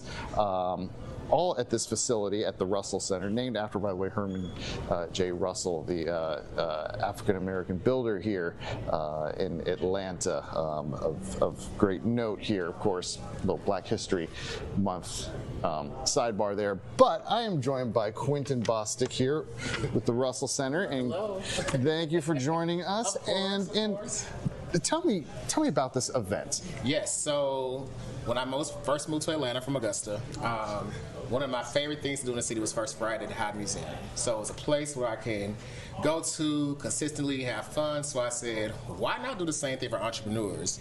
And so we created a space where every First Friday, based around a certain topic or theme, entrepreneurs can come out, meet with partners, network, and really embrace and feel the spirit of H.J. Russell and the magic of entrepreneurship throughout the hallways every single day. So First Friday is all about, as you said, uncommon access, providing opportunities to network, to learn about their skills, to increase their skills, from marketing to AI to everything. I mean, this is where the magic happens. That's a good place for it. And it's really a good chance to kind of get those small businesses and help them grow into maybe be bigger businesses here. Exactly. I mean, we have over 600 entrepreneurs here across multiple industries, from construction to technology to food and beverages. Anything you can think of, we have them right here at Rice. And some of them are upstairs right now in the middle of a symposium. Talk to me about that. I mean, what have they been doing today? Yeah, I mean, workshops started around 10 o'clock a.m. this morning, and so the workshops have revolved around marketing, branding, artificial intelligence, human resources, even down to thinking about how to scale their companies within a certain time range. And so all the entrepreneurs here literally left here feeling empowered. And one of the amazing things is that entrepreneurs now know they have a sense of home. So this is a community event, so it's open to everybody. Anybody can come join. So we have new family members coming in and joining us today, folks who are familiar with the space, but again, it's all about learning and embracing and having fun. And it's a beautiful space you have here too. Oh, well, thank you much. I appreciate it. Yeah. And you know, and I mean, it's even a chance here. We have some entrepreneurs who are, you know, in food industries, getting a chance to give people some tastes as well. Yeah. We have some amazing food here. I mean, Amherst Tacos, one of our amazing pop-up shops. Even down to one of our amazing entrepreneurs here, Mr. Barry Love, from Get Real Time Feedback. Yeah, and Mr. Love, I mean, you're you know, one of the entrepreneurs here. What do you get out of coming to an event like this? It's in the most basic fashion, it's an organization that's clearly committed to the uplift and really pulling together a lot of assets in the community and putting them, as it's been said here, it's access. I guess really that's what I would tell you, is pulling together everybody in one place, centralizing all the possibilities and making it happen. And it's kind of a win-win for both parties, for the entrepreneurs and for the big companies, huh? Precisely. You know, to actually see corporations making an investment in the uplift of the entrepreneurial community, it means a lot. Yeah, and that's really important. That's really important to help companies grow. Thanks so much. Thanks for joining us, Barry. And if companies are watching this, small entrepreneurs, they want to get involved, take advantage of this, how can they? Oh yeah, so we have an open door policy. We're like a home for everybody to come into and join our table. So always come visit us. We're right here on 504 Fair Street here downtown. But if you can't get to us, you can always check us out at therussellcenter.org or at Rice Atlanta on Instagram. Shoot us a message. message, send us an email, fill out an inquiry form, and welcome home to this brand new amazing space. We got you. And this will go on this is first Fridays every month. Every first Friday to the end of the year, and so it keeps growing every single month, so I'm sure it'll be even more of a packed house next month. Wonderful, Quentin. Thanks for having us. I'm just going to kind of walk around here just a little bit more of this beautiful facility. Yeah, so there you have it. It's really, good opportunities to connect businesses and that uncommon access that, networking, it's just so important, really, for anybody just trying to get ahead. Yeah, Chris, I think people here in Atlanta really are focused on entrepreneurship. I feel like that's a qualifier for so many people. It's like name entrepreneur, right? Or / actor. Like, I feel so many people in Atlanta identify as an entrepreneur. So it's no surprise that we have something like this for people to be able to connect on. What area of town, if people are curious, is the Russell Innovation Center? I see it's on Fair Street, Southwest here in Atlanta. What area of town would you say this is, for those who don't know? Yeah, Southwest. Yeah, Southwest, and it's near West End. Actually, Castleberry Hill. Okay. Would be probably the closer area, just south of the stadium. So the Mercedes-Benz Stadium. That's great, and they have these First Friday kind of mixers, if you will, so people can come and participate and get involved if they wish. Chris, any other final details you can think of that might be helpful for someone who wants to attend or make the most of this? Yeah, no, I think just check out their website. It's Rice Russell Innovation Center for Entrepreneurship. And you can find all the information there just on how to get involved. Awesome. Well, Chris, thanks for introducing this to us. I really appreciate it. I'll let you get back to mixing and mingling with all the entrepreneurs. But guys, so we're going to continue on because we have something else to take you out to. And this I'm excited for with our Eli Jordan because it's a new exhibition at the High Museum, and it's called Blazing Light, and it's photographs by Mimi Plum. And Eli, I understand that these photographs kind of show the American West throughout different parts of history. Explain this to us. Hey, good afternoon, Ariel. Yeah, this is really cool. This is an exhibit that's opening today by Mimi Plum, her first museum exhibit ever. And she's been doing this longer than I have been alive, Ariel. I mean, this is really cool. And these are some of the photos that I like because these are somewhat, I looked at these and I told Mimi, I was like, these could be journalistic photos in a newspaper. I mean, especially this one right here. I really love this one a lot. I would love to be able to get a shot like that at some sort of fire or something. I mean, this just shows so much, just a lot of just texture of emotion and stuff. And also too, I mean, just, this is from the 70s, some of her earlier works, which she's working with 35 millimeter. And I think these are just really cool. And the exhibit opens today, and it's open through May. And but I am actually with the photographer herself, Mimi Plum. Hello, Mimi. How you doing? Hi. Good to be here. Cool and awesome. So tell me, what's it like to see all your photographs in beautiful frames like this on exhibit here at the High in Atlanta? It's actually just really thrilling. Do you ever dream about it? I'm sure you dreamt about a day like this. I hoped for that, but I am in my early 70s here, so it took a little while to get to this point in time. Gotcha. And so these are some of your works from the 80s. Yes. You've been doing this for maybe like 15, 20 years, I guess, working? This is like 35 years, I think. Okay. So, but this particular series. And so tell me about some of them. We got the girl brushing the hair. This starts out with that picture because my mother said to me, here's a quote of what she said to me. I remember having insomnia for a time when I was 9 years old. My mother had told me there might be nuclear war. And that's a childhood memory that I think speaks to the anxiety that I felt about what's happening in the world. And my response to it was to make photographs that could kind of give shape to that fear that I have. I think one picture over here of Tang really exemplifies this, where she's looking out into the darkness and we don't know exactly what's there, but it speaks to the anxiety that I felt and my concerns about what might be happening in the future. And so these are like 40-year-old photographs here. And I like this one because this is actually at a bowling alley, you told me. Yes. But you can't really see what lies in front of her. No. And you shoot mainly medium format, correct? In this series, yes. And how many pieces can people expect to see when they come out here? There's 105 images in this show, which is just a tiny, tiny fraction of everything that I shot. And so you said what we saw there, Tang, the uncertain future, I guess, is one of your favorites. Well, it's something that, is really part of who I am. Gotcha. Yeah. And so tell me, what do you hope people will walk away from your exhibit when they come here and experience, the vision that you saw through the viewfinder? Well, I think for young people who have great concern about what's happening in the world right now, it speaks to somebody who was also thinking about some of these same issues back in the 1980s, the 1970s. And in that way, it can provide a kind of comfort, possibly, but also just an understanding that, the things that they feel in their life, potentially the anxiety that they might be feeling, not that I would wish that upon anybody, but is something that's shared because of what's actually happening in the world, the events that are happening in the world. And you already have several books out, correct? Yeah, I have, I think, 6 or 7 now.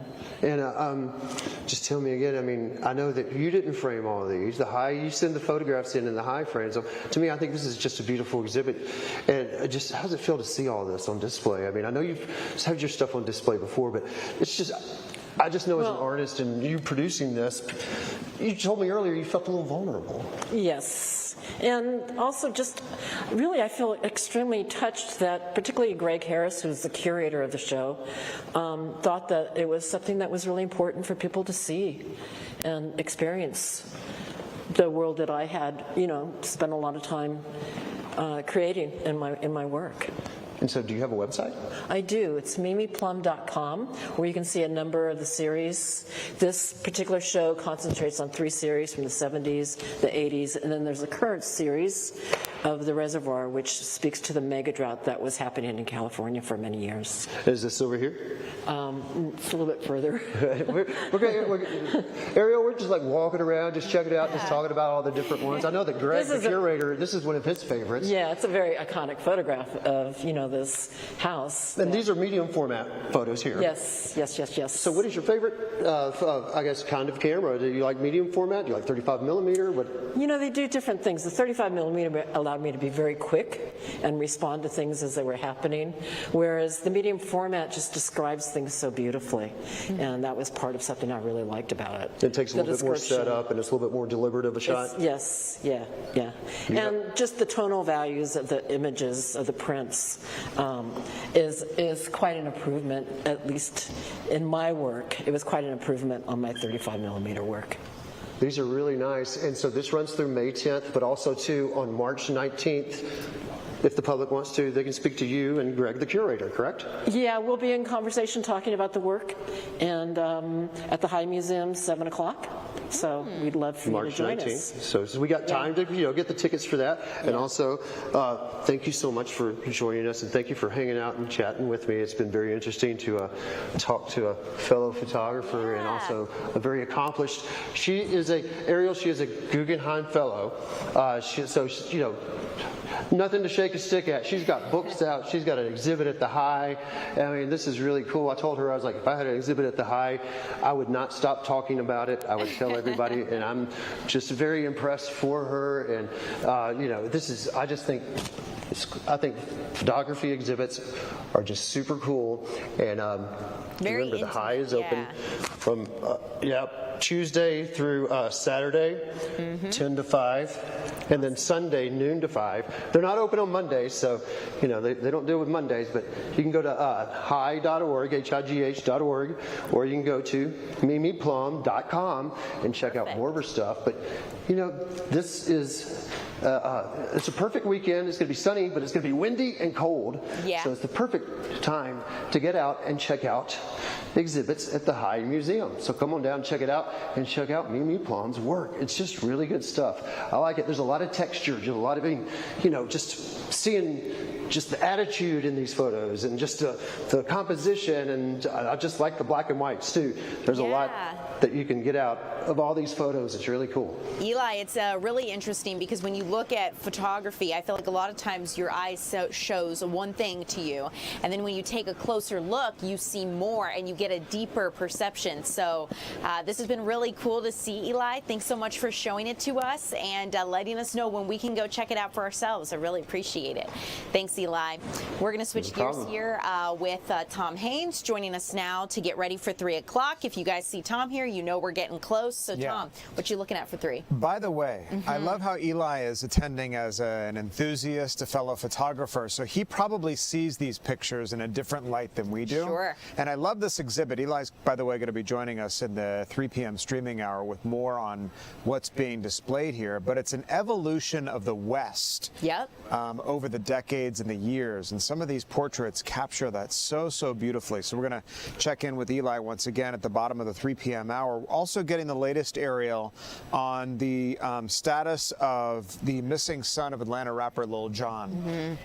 This story perhaps has reached an inflection point, and our Angelique Proctor is out covering it. We got some new images from Sky Fox 5 that we're going to show to you. Also a bizarre story this afternoon where a teenager was staying in a hotel, all right? And the guy next door, according to police, was cleaning his firearm, and the bullet goes right through the wall of the hotel. Horrible. Killing that teenager. Horrible, yeah. So we're going to have the latest on the police investigation coming up here in the 3 p.m. hour. This person now, this 31-year-old now charged with involuntary manslaughter. And, one of my very favorite topics to talk about are the markets. The Dow Jones Industrial Average crossing the 50,000 mark. For the very first time. Look at that. The Dow up over 1,100 points on this Friday. Talk about a way to close the work week. We're going to be on top of the markets as well here at 3 o'clock. No, huge gain. I mean, 1,000 points is big for the market. And on this Friday, we're hitting 50,000 on the Dow. So a lot to celebrate. Yeah, that is true. And I think as we continue to look at it, one of the things they were talking about was like the NVIDIA stocks played a big role. So when well, tech stocks had a bad week. They did. All right. And that was, I think, what you were talking about. The sell-off with tech stocks was horrible. The NASDAQ composite gaining today as well. So the Dow lifting all of the indices today. Yeah. So a lot to talk about here, Ariel. Coming Tom, thank you. We'll look forward to it. You guys, I'm Ariel on Stott. Thanks so much for streaming live with us. We've got more headed your way at 3 o'clock.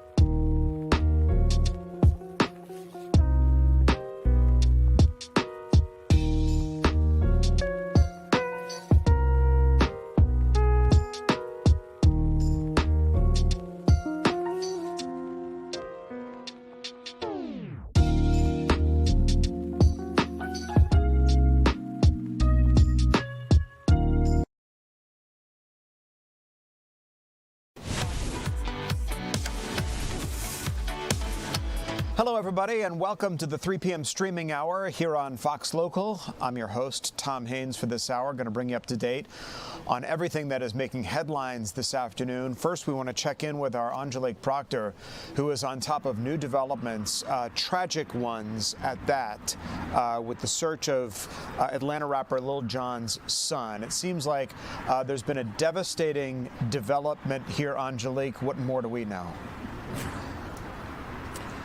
Well, good afternoon to you, Tom. Yes, heartbreaking development here in the city of Milton. We are at Mayfield Park. This is the spot where Milton police had been looking for about 3.5 days. They do confirm for us that they did pull a body from this pond that you see here this afternoon. This is where they had been searching for 27-year-old Nathan Smith, who is well known in Atlanta circles as DJ Young Slade and is, as you said, the son of rapper Lil Jon. Well, Smith was last seen leaving his home around 6 a.m. on Tuesday. He was described as being disoriented and possibly being in need of assistance. And so for 3.5 days, police, canine, divers, and even a bloodhound had been searching for Smith. We do have some new images from Sky Fox 5. It was about 11:53 this morning that officials found what they believe is the body of Nathan Smith. My colleague who was on the scene at the time tells me a body bag was brought to the scene. The medical examiner showed up, and we, as members of the media, were asked to move back. Then at approximately about 1:45, a gurney was put in a transport van, and that van pulled off. So many people in this family-friendly community were hoping for the best. I have talked to some of them since I have been here, but this Friday afternoon, there is utter sadness. Now, the Milton Police Department says it will not comment further on this case until the medical examiner positively identifies this body. And of course, the Smith family has asked for privacy, and we will, in fact, honor that. Tom. Angelique, as you say, just a sad development in this case, and of course our thoughts and prayers go out to Lil Jon's family as they deal with the situation. Though I am curious, in the lead up to this disappearance and of course the discovery today, we had heard a lot about the fact that, as you mentioned, he may have been disoriented upon his disappearance and in need of medical assistance. Did we know anything about his mental acuity? In other words, what might have set him off wandering in the first place? You know, Tom, we do not have the answer to that, and I was just speaking to someone sort of inquiring about that very thing, his mental state of mind on Tuesday or of late, and they said they really did not know, but that is certainly a question that many people are asking right now, and we hope to get to the bottom of at some point. As we have said, Milton police are not answering any questions at this time because I'm curious as to who it was that saw him leaving his apartment at 6 a.m. looking disoriented. Someone obviously mentioned that aspect to Milton police because they shared it with us. So still a whole lot of questions here. Yeah, a lot of unanswered questions indeed. Angelique Proctor on top of this tragic new development this afternoon for us. Angelique, thanks. We want to tell you about a story that is downright bizarre and has resulted in the death of a 17-year-old. You heard the information sort of at the back of the 2 p.m. streaming hour, and that is this 17-year-old killed in his motel room after police say that a neighbor's gun discharged while it was being cleaned, according to police. 31-year-old Shamarcus Cochran is charged with involuntary manslaughter and reckless conduct. The shooting occurred at the live-in lodge, we understand. Police said that the bullet traveled from room 225 into room 216, where the 17-year-old victim was staying. Police say Cochran was cleaning his weapon when it discharged, and it went right through the wall. You can see police investigators there on the scene. collecting evidence, taking photographs of what might have happened there. Officers arriving at the scene about late last night, finding the 17-year-old boy dead in his bed, again, in that room 316 of where all of this happened. Well, you heard the news conference live right here during the 3 p.m. streaming hour on Fox Local from Atlanta Police, and they announced today that they've arrested the rape suspect they were looking for. Police arresting Kwame Shabazz, who is suspected of sexually assaulting a woman in Buckhead and another person in College Park. Shabazz has a violent criminal history, according to police. We heard that during the news conference yesterday. They showed us this evidence that you're seeing right now, videotaped evidence that includes attempted murder and at least 2 escapes from custody. So he was a wanted man apart and aside from these 2 rape accusations. He was apprehended by Gwinnett County Police and extradited to the Atlanta Police Department for processing and to face those charges. The Georgia House is considering what's called name, image, and likeness legislation that is designed to protect high school athletes as they advance into college and then on to professional sports. The Georgia Senate also considering similar legislation that would exempt college students from income taxes. Let's get out to our Deidre Dukes, who is covering this for us this afternoon. Deidre, what is the motivation behind this legislation? Well, the goal is really simple, Tom, and that goal is to protect these high school athletes who sign these contracts, these NIL contracts with agents, to ensure that if they do go on to college and pursue their athletic career in college, that these contracts don't automatically move along with them and they don't wind up paying an agent for a longer period than they initially intended to, becoming locked into these long-term contracts. Now, as you mentioned, the NIL contract is really designed to allow these high school athletes to be able to use their name, their image, their likeness to represent a brand, to use it on social media to make some money. And that's something that was fought for years and finally recently has come to pass. And it gives these young people a real opportunity to make some money off of their image, but at the same time, it can open them up to some unscrupulous agents, and that really is the concern. And so that is why this legislation has been introduced by the House. It's a bipartisan bill that would in fact ensure, if it passes, that whatever contract is signed by that high school athlete, whatever contract is signed, it is automatically canceled once they graduate from high school. So it would allow them to really then reset if they continue to pursue their athletics in college. Then if they wanted to, they could sign a new contract with a new agent. So we talked to both the Republican and Democratic House members who are co-sponsoring this legislation, and here's what they told us today. That was the biggest reason that, you know, when Representative Cox thought about this and we all talked about it, I said, this is something that's needed. And right now, before the genie is too far gone and everything, we need to make sure we can put some guardrails on. And these are guardrails that will help the student, help the parent, and help the athlete. Once they graduate high school, those contracts that they have with their agents is null and void, so they renegotiate at the collegiate level. That way, they're not held hostage in college or even at the professional level, where a cut of the money that they would make would continue to go on indefinitely without sunsets, and that's something that we're trying to stop from happening. And lawmakers did tell me today that they have actually heard stories of college athletes, those who move on to pursue their athletic careers once they leave high school, who signed these NIL contracts at a young age in high school, only to have to be forced, unbeknownst to them, they signed this contract, and they are continuing to have to pay these agents a percentage of their earnings long after high school. And so they said they really want wanted to get ahead of this and help protect athletes moving forward. And also, as to that Senate bill that was introduced last year initially, whereby there was an effort underway to make it possible for any of these students who were making money from NIL contracts for them to be exempt from state income taxes. I was told today that that bill is dead, that it is not moving forward this year. And so right now, the only bill that we're aware of that is being considered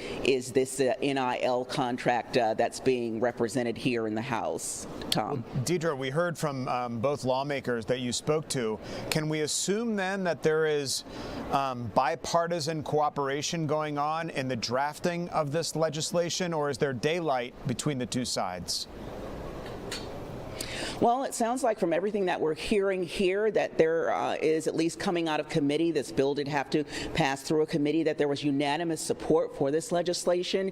It seems like, and of course you never know once if a bill makes it onto the House floor for debate, what issue might come up where someone may choose to vote against the legislation. But what we're hearing here from both sides is, look, we have to do something to protect these young people as they begin to navigate this process. A lot of these teens and their families, they've been working towards these goals since they were little kids, but this is still very new to them at the high school level as to, really looking at these contracts. How is this going to work? Just wanting to make sure that they're not caught up in something that they'll regret but be legally bound to after they graduate out of high school. Yeah, so much has happened in this area just in the past couple of years, so it's no wonder that state lawmakers are now confronting it and trying to move forward with legislation to protect these athletes. Deidre Dukes, Deidre, thanks. Want to move on now to the latest in the race to find Nancy Guthrie. She is the mother of Savannah Guthrie, the anchor of the Today Show on NBC. This is 6 days now since her mother went missing, and there are still no suspects, no persons of interest, and no signs of the 84-year-old. It comes as her son makes another plea for her safe return.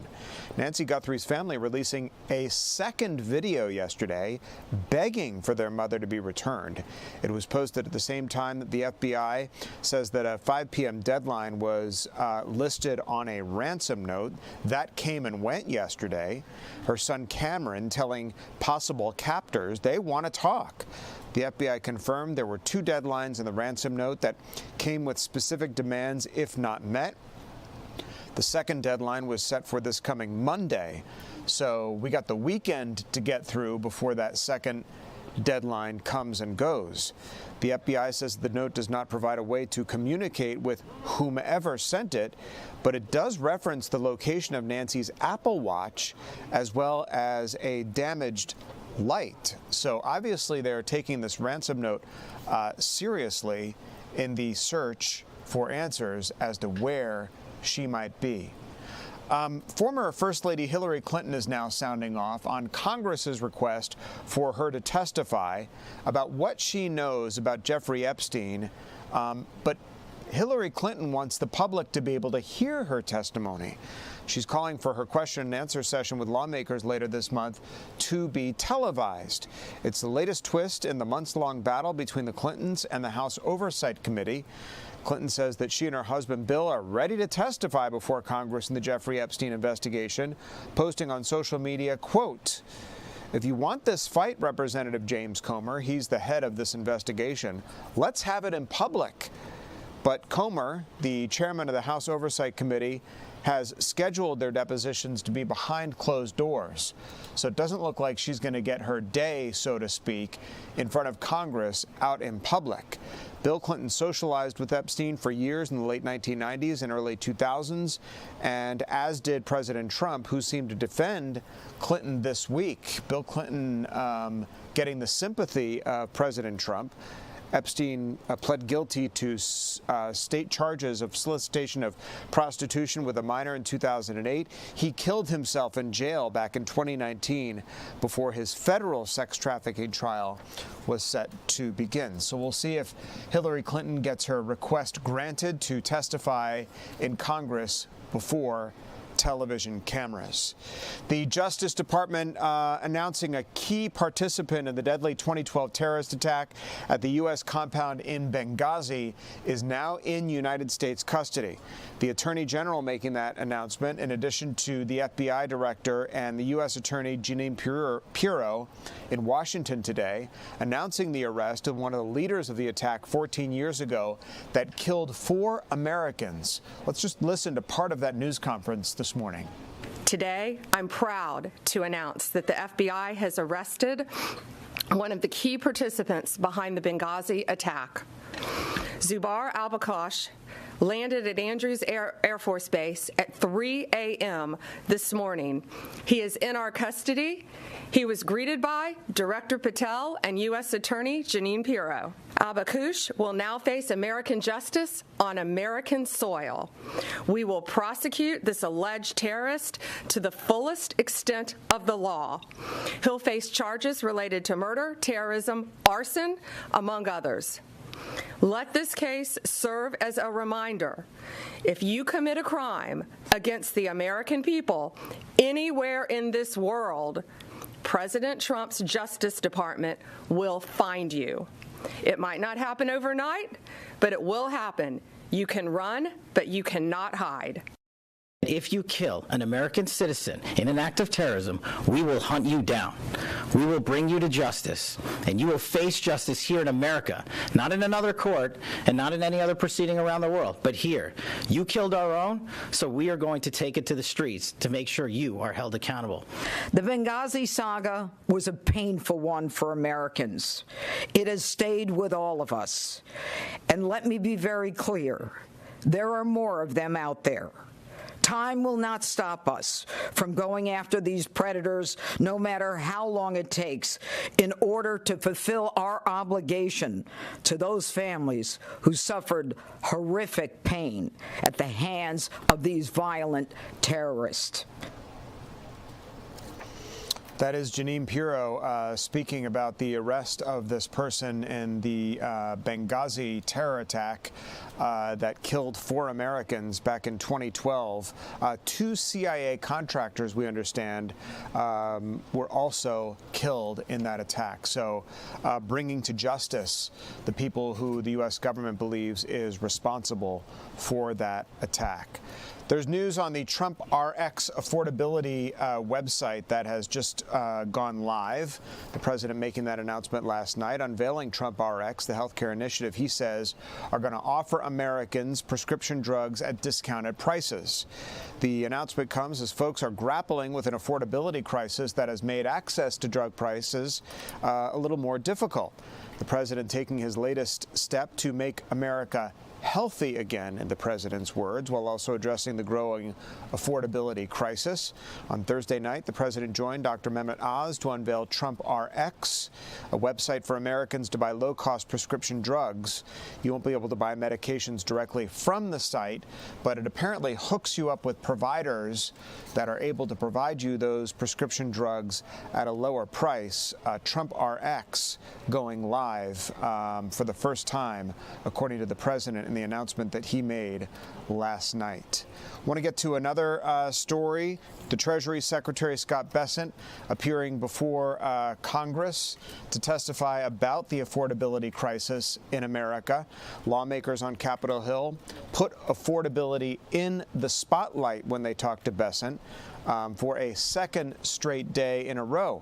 Democrats on the Senate Banking Committee laid right into Bessent over high prices that, according to them, just won't go away, and asked whether he agreed with President Trump's recent comment that the affordability crisis is a hoax, something the president says is being put out there by Democrats in the run-up to the 2026 midterm elections. The president arguing that prices for a lot of things, things like eggs and many other grocery items, have actually gone down, especially gas prices. Prices at the pump are at an all-time low for the past 2 or 3 years right now. Energy prices low. Core inflation at 2.6% right now, the lowest since 2021. But inflation rates for food and shelter are significantly higher. Lawmakers on both sides of the aisle say that tariffs are partly to blame, but Besson says the White House won't back down on its initiative to put the U.S. on more of a level playing field when it comes to tariffs. President Trump says the economy is doing great, and that is being demonstrated today by what we're seeing on Wall Street, with the Dow Jones Industrial Average hitting an all-time high above 50,000 this afternoon, with the Dow Jones up over 1,100 points with just 36 minutes left in the trading day. The Dow Jones sitting at 50,027 right now. Key job indicators show an increasingly shaky labor market, which stands in opposition to what the markets are doing today. Some experts saying that AI might be responsible for some of that. The stock market has been jumpy all week, with tech stocks bearing the brunt of that. The NASDAQ Composite Index taking it on the chin this week, with that index falling significantly, with AI chip makers saying that supply might be a problem. So basically keeping up with demand here. Federal data released Thursday shows job openings dropped in December to the lowest level since 2020. Many companies still figuring out how to integrate AI into their workforces. Industry leaders in the White House have different views. The president federalizing a great deal of the AI push here, with regulations being centralized in Washington, D.C. instead of at the state level. That passed by the president through executive order. As we continue, we're going to check in with meteorologist Lauren Robinson. Sorry, I thought it was Jonathan Stacy for a second, about our weekend forecast. Looks pretty nice out there, but we're going to get the details from Lauren here coming up. Also, the monks are closer now than ever to arriving in Washington, D.C. We're going to track their progress here as we continue.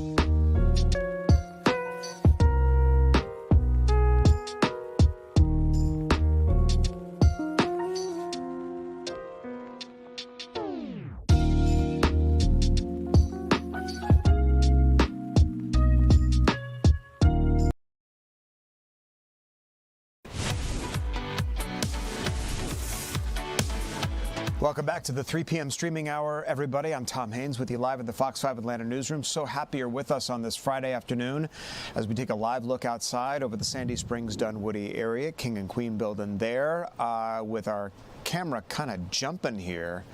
as we've looked at this live shot over 285, demonstrating just how windy it's become in the past couple of hours. So will this wind and chilly weather continue through the weekend? Let's check in with meteorologist Lauren Robinson, who is tracking what's going to happen for our Saturday and Sunday. Lauren? Happy Friday. For the first weekend in a stretch of weekends, we actually have some weather that you can go outside and enjoy as long as you don't mind a breeze or two, because it's going to be pretty windy today and again tomorrow. But let's take a look at these temperatures. As we move through the rest of the afternoon, we're going to see those highs in the upper 50s to low 60s, which is a little above average for this time of year, but we're also going to watch for those gusty winds to continue to push in up to 20-30 miles per hour. So it's going to be very windy. Now, those winds stick around even through this evening. As we're going to bed tonight, temperatures pretty mild, though, in the 40s by late Friday night.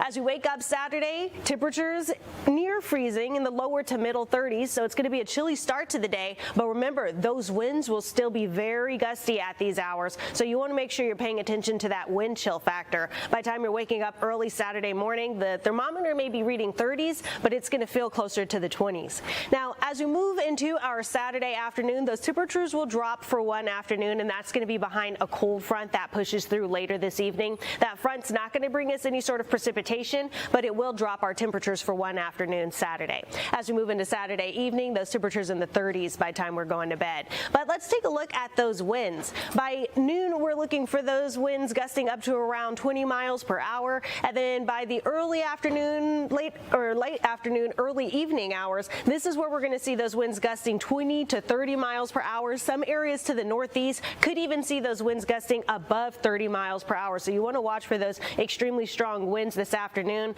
and they don't leave for the next day or so. We go to bed Friday night. It's still very windy out there. Even as we're waking up Saturday morning, winds still gusting between 20 to 30 miles per hour. Now remember, this is also the time where the sun is down. Those temperatures are cooler. So you're going to watch for those winds to play a factor on how cold it feels if you're going to be out late Friday night into early Saturday morning. Pay attention to those wind chill factors.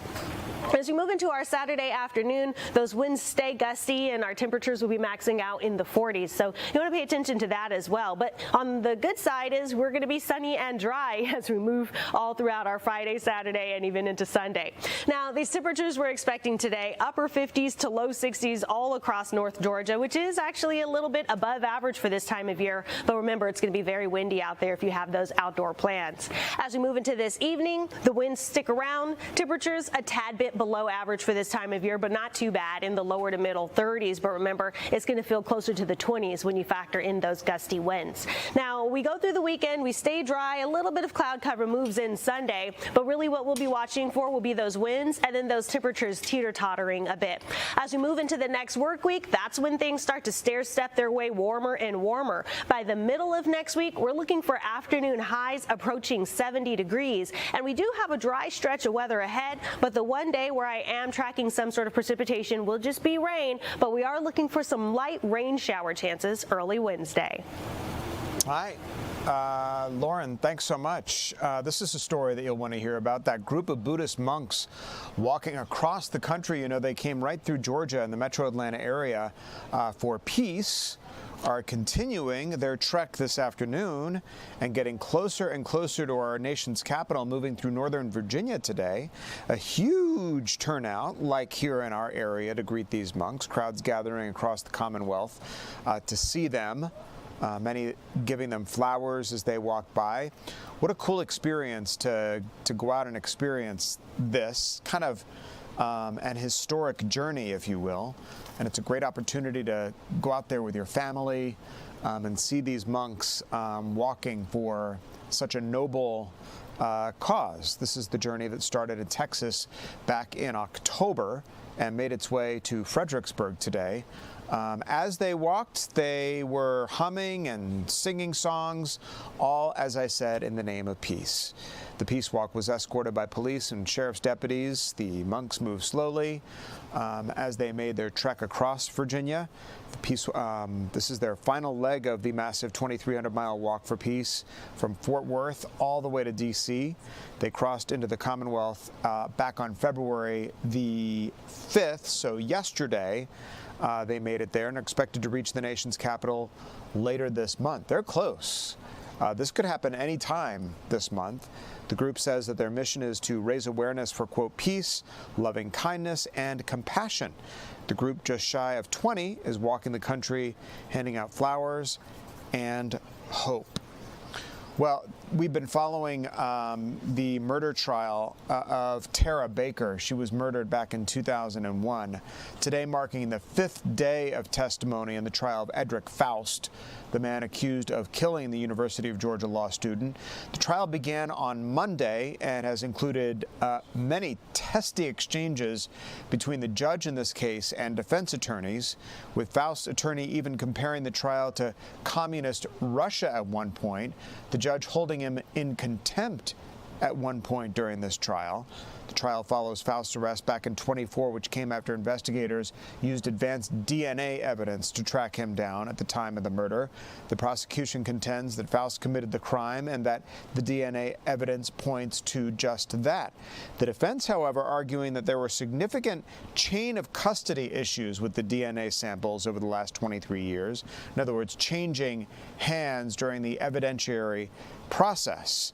They further suggest that somebody who knew Baker was more likely to be a suspect than Faust. Let's listen to part of the testimony today. Right. So the science of comparing hair is that a recognition that hair contains several basic parts. So there's a cuticle outer structure of a hair. There is the basic protein, the main portion of the hair called the cortex. Some hairs contain what's called a medullary structure, a medulla, which is kind of an air-filled tubular structure that can appear down in the center of some people's hair. So based on, and the cortex of the hair contains the pigment granules, which gives the hair its color. So there's an evaluation microscopically of all of these features, both from a gross microscopic or a low power magnification view, as well as a detailed comparative, detailed microscopic comparison with a question and a known hair in an attempt to determine if there's an association between those two samples. And so as it relates to the variable characteristics that hairs can have, are there certain characteristics that have a lower rate of occurrence and will be more unique as opposed to other characteristics that have a higher rate of occurrence and less unique? Right. Some hairs possess fewer characteristics than others just based on the amount of features that are available in the hair. For example, a very fine diameter blonde hair would have fewer characteristics to observe than a larger, more heavily pigmented hair. All right, that from part of the testimony today from the courtroom in the Tara Baker murder trial. As we continue here, we're going to check in with Chris Rosenthal, who's talking all things job opportunity. It's something we like to talk about, especially on a Friday afternoon. The Russell Innovation Center for Entrepreneurs hosting a monthly installment of its job fair. We're going to check in with Chris as we continue.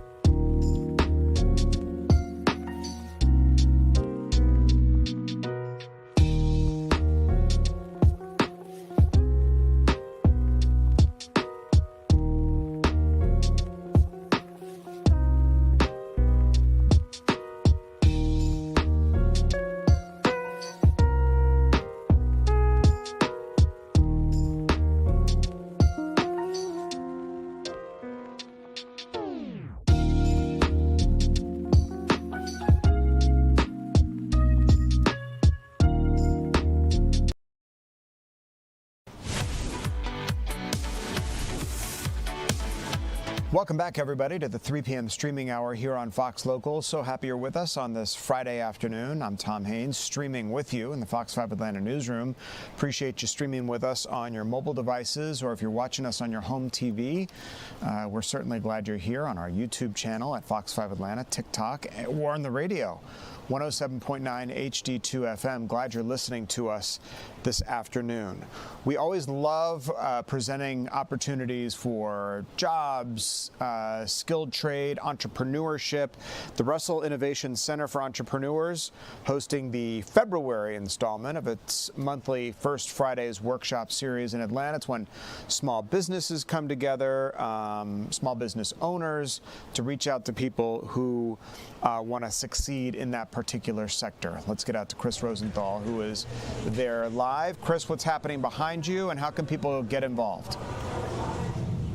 Hey, good afternoon, Tom. Yeah, so I am at the Russell Center. It's over here in Castleberry Hill, where all day they've been having workshops and networking events and chances for their stakeholders, for entrepreneurs, to meet with other entrepreneurs and other companies and bigger companies and representatives from Emory, for example, from AMB Sports and Fiserv, to get a chance to talk business, make business, even show off some of their products if they have them.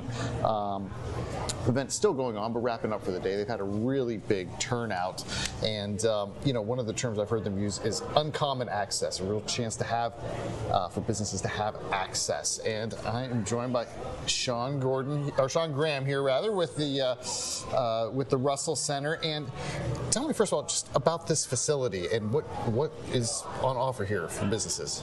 Yeah, so the Russell Innovation Center is the largest ecosystem in the country for small businesses and entrepreneurs. And we provide access to capital, resources, and programming for entrepreneurs in the metropolitan area, for the state of Georgia, and for the city of Atlanta. And we were started, this facility right here is the headquarters, was the original headquarters of H.J. Russell. Currently, we're a nonprofit organization renamed the Russell Innovation Center for Entrepreneurs. And, that's obviously pretty significant, Mr. Russell. He's a very significant, African-American businessman here, builder. Great tie-in here, of course, and of course Black History Month as well. So, but you're going to be doing this all year. I mean, tell me about this event. So this is more than an event. When people think about First Fridays, they automatically think of an event. The First Fridays is not a new concept. Most people are familiar with it. However, we took First Fridays and we reimagined what First Fridays can be for our entrepreneurs.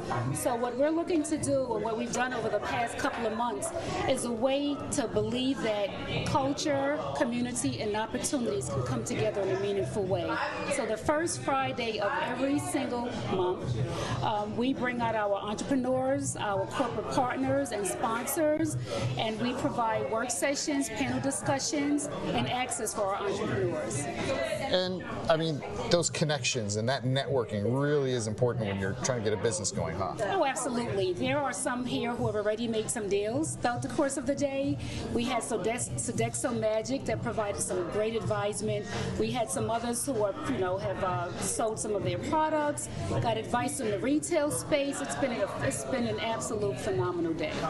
And if somebody has a business, somebody wants to get involved and take advantage of this resource, how can they do that?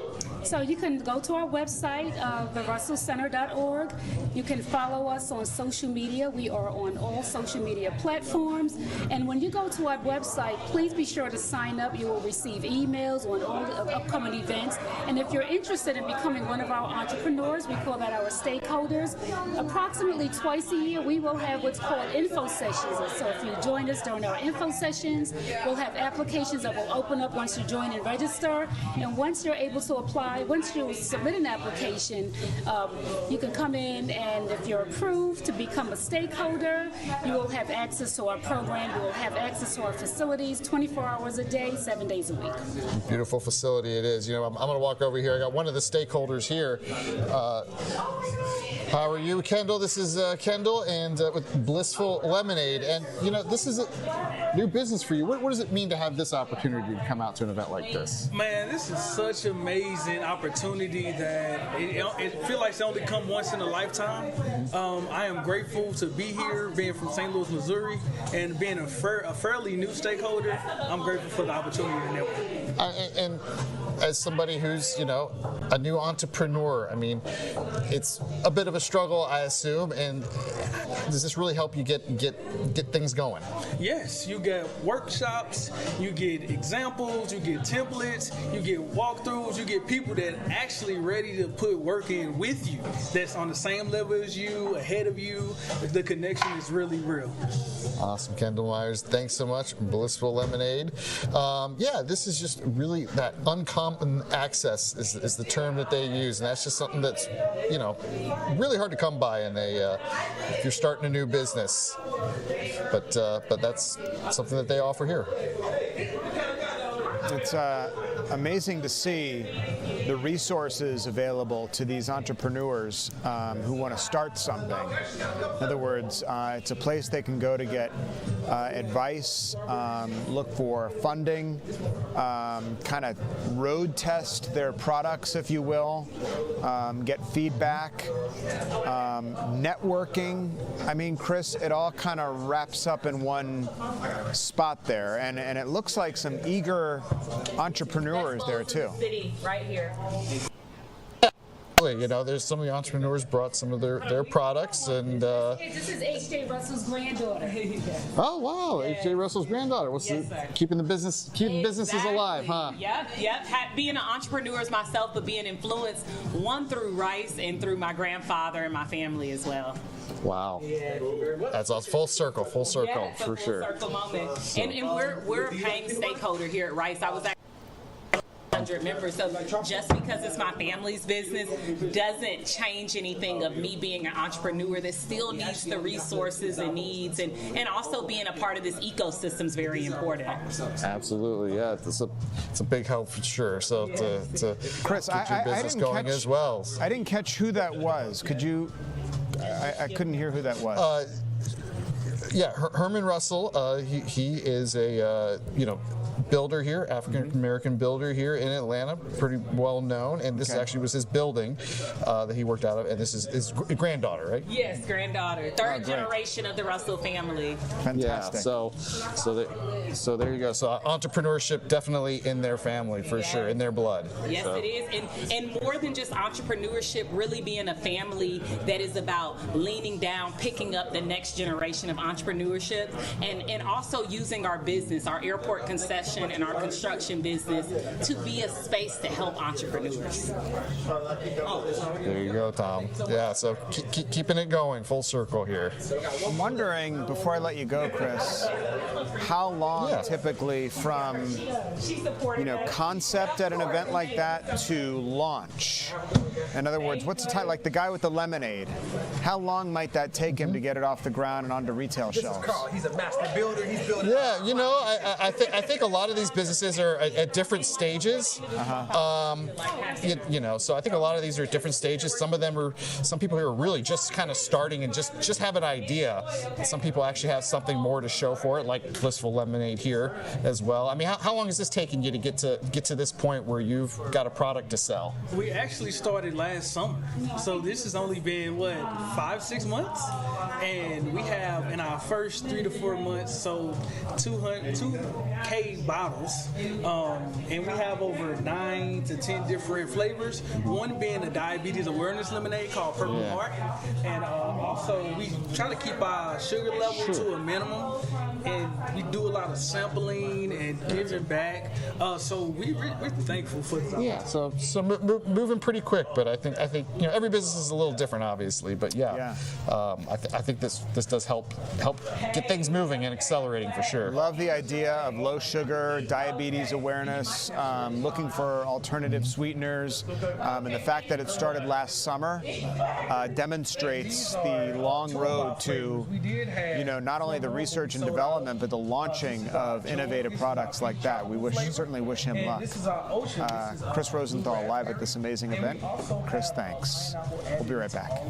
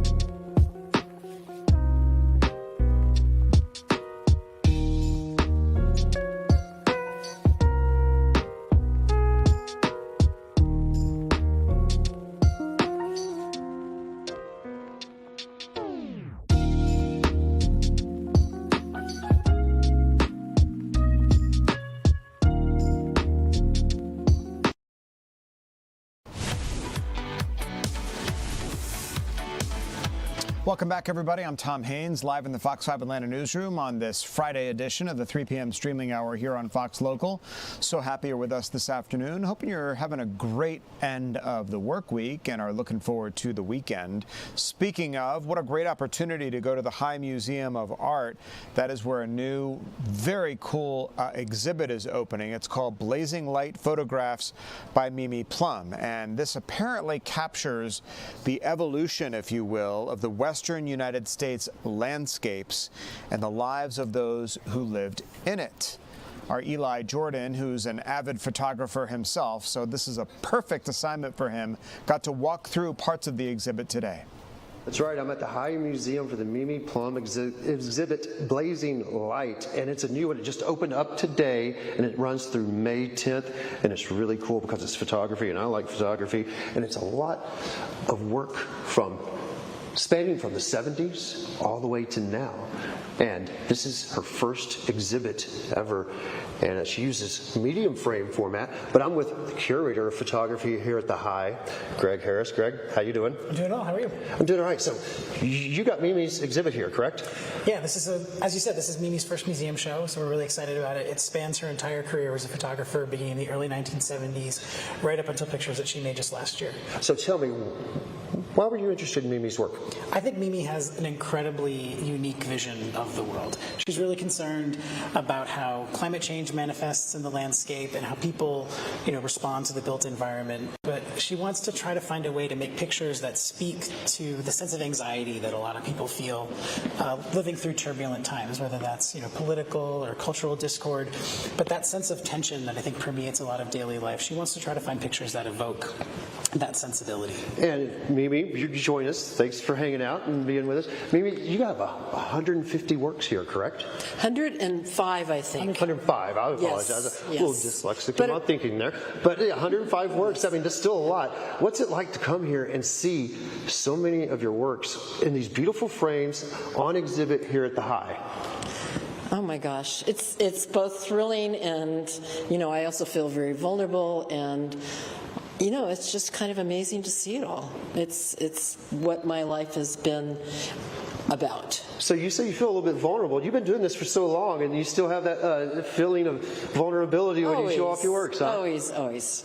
So, I mean, you're here at the High, your first exhibit. That's impressive. First museum exhibit. Right. And yes. so, I mean, just tell me, how would you sum up some of your works? Some, you know, not all of it. I know it's difficult to do that, but how would you describe it to people that couldn't see it? Well, I think Greg has a great description of it, which is that my work gives shape to those things that keep you up at night. I was reading up front, your mother told you that there could be nuclear war, and you stayed up all night thinking about that. Yes, when I was 9 years old. And so I guess you like to, you know, try to capture some angst, some worry, and some stress, and just, even though, I mean, that's involved in just everyday life, I can see here. Well, this particular series is about the mega drought that California was experiencing from 1920 until really the past year, although we might be heading back into the drought right now since we haven't had rain for a couple of months. So, and also, too, you say most of these are medium format? These are medium format. Shot at a reservoir in Central California. 110 degrees most of the time that I was there photographing, and people were navigating this landscape in order to, you know, they go to the reservoir to have a nice day, a nice picnic, and it would take about half an hour, 45 minutes going through a dry lake bed in order to get to the water, because the water had, you know, basically disappeared. Gotcha. But there's more than just California drought and things. There's all sorts of, I mean, you have, you know, I've seen all sorts of different kinds. Yeah. I mean, I think other work, this work is from the 1980s, and it speaks to the anxieties that I felt at that time. I think all of my work really does speak to my anxiety about various things happening in the world. And it's a subjective view of, you know, the cultural things that are happening politically, what's going on in the world. I think always responding to climate change and how that's impacting us. And this goes on until May 10th, correct? Mm-hmm. And March 19th, you guys are going to have a little speaking session? Yeah, we're going to have a conversation here at the High Museum on March 19th that evening. So we'll talk about Mimi's work, we'll talk about the trajectory of her career, and folks can come ask questions and hear directly from Mimi about her process as an artist. And if people want more information? High.org, HIGH.org is our website. And if you want to learn more about Mimi, go to mimiplum.com? Yes. Awesome, cool. Well, that's what's going on here at the High. There's a really cool exhibit here, and it's going to be windy this weekend, so just come on out, check out the High, check out this exhibit. It runs through May 10th, but, you know, go on and check it out. This is a perfect weekend to do it. Back to you guys. All right, Eli, looks like a very cool exhibit, and you were our guide as a fellow photographer, which made it all that more interesting. Eli Jordan at the High Museum of Art with photos from out west in the United States. Eli, thanks. It is Super Bowl Sunday this weekend.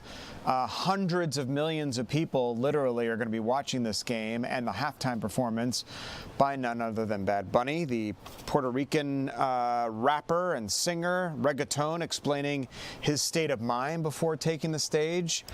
He has taken this all in, and from all accounts, he has quite the performance ready for us during the halftime show. The musician, fresh off his historic Grammy win for Album of the Year. Funny how that happened, right? Bad Bunny wins Album of the Year, and then he's the entertainer for the Super Bowl halftime show, which, as I said, hundreds of millions of people around the world will be watching. Something else we're watching this afternoon is the rally on the Dow Jones Industrial Average, up over 1,200 points this afternoon. That is quite a turnaround from earlier this week. Stocks surging as technology stocks on the NASDAQ Composite recovered. NVIDIA going crazy today, gaining a huge part of the share. Bitcoin also rebounding. The cryptocurrency was down 50% at one point this week. Still, the NASDAQ and the S&P 500 are going to be down for the week after their big losses midweek this week, but the Dow Jones will be up just over 2% to close the work week. So there you see it, the Dow Jones Industrials having a great end of the work week. As I said, NVIDIA, Broadcom, two of the key winners today, with the former increasing 8%. Year over year. Oracle, Palantir Technologies also having great days today. So a wonderful day for us to end the work week. If you are a holder in the United States stock market, which we hope you are, with the Dow making history today, crossing the 50,000 mark for the very first time. And that is going to do it for us for this Friday edition of Fox Local. I want to thank you so much for joining us today. I'm Tom Haines with you live in the Fox 5 Atlanta newsroom. I'll see you later this afternoon on Fox 5 News at 5 and, of course, on The Pulse tonight, streaming right here on Fox Local at 7 p.m. Have a great weekend, everybody, and we'll see you back here on Monday.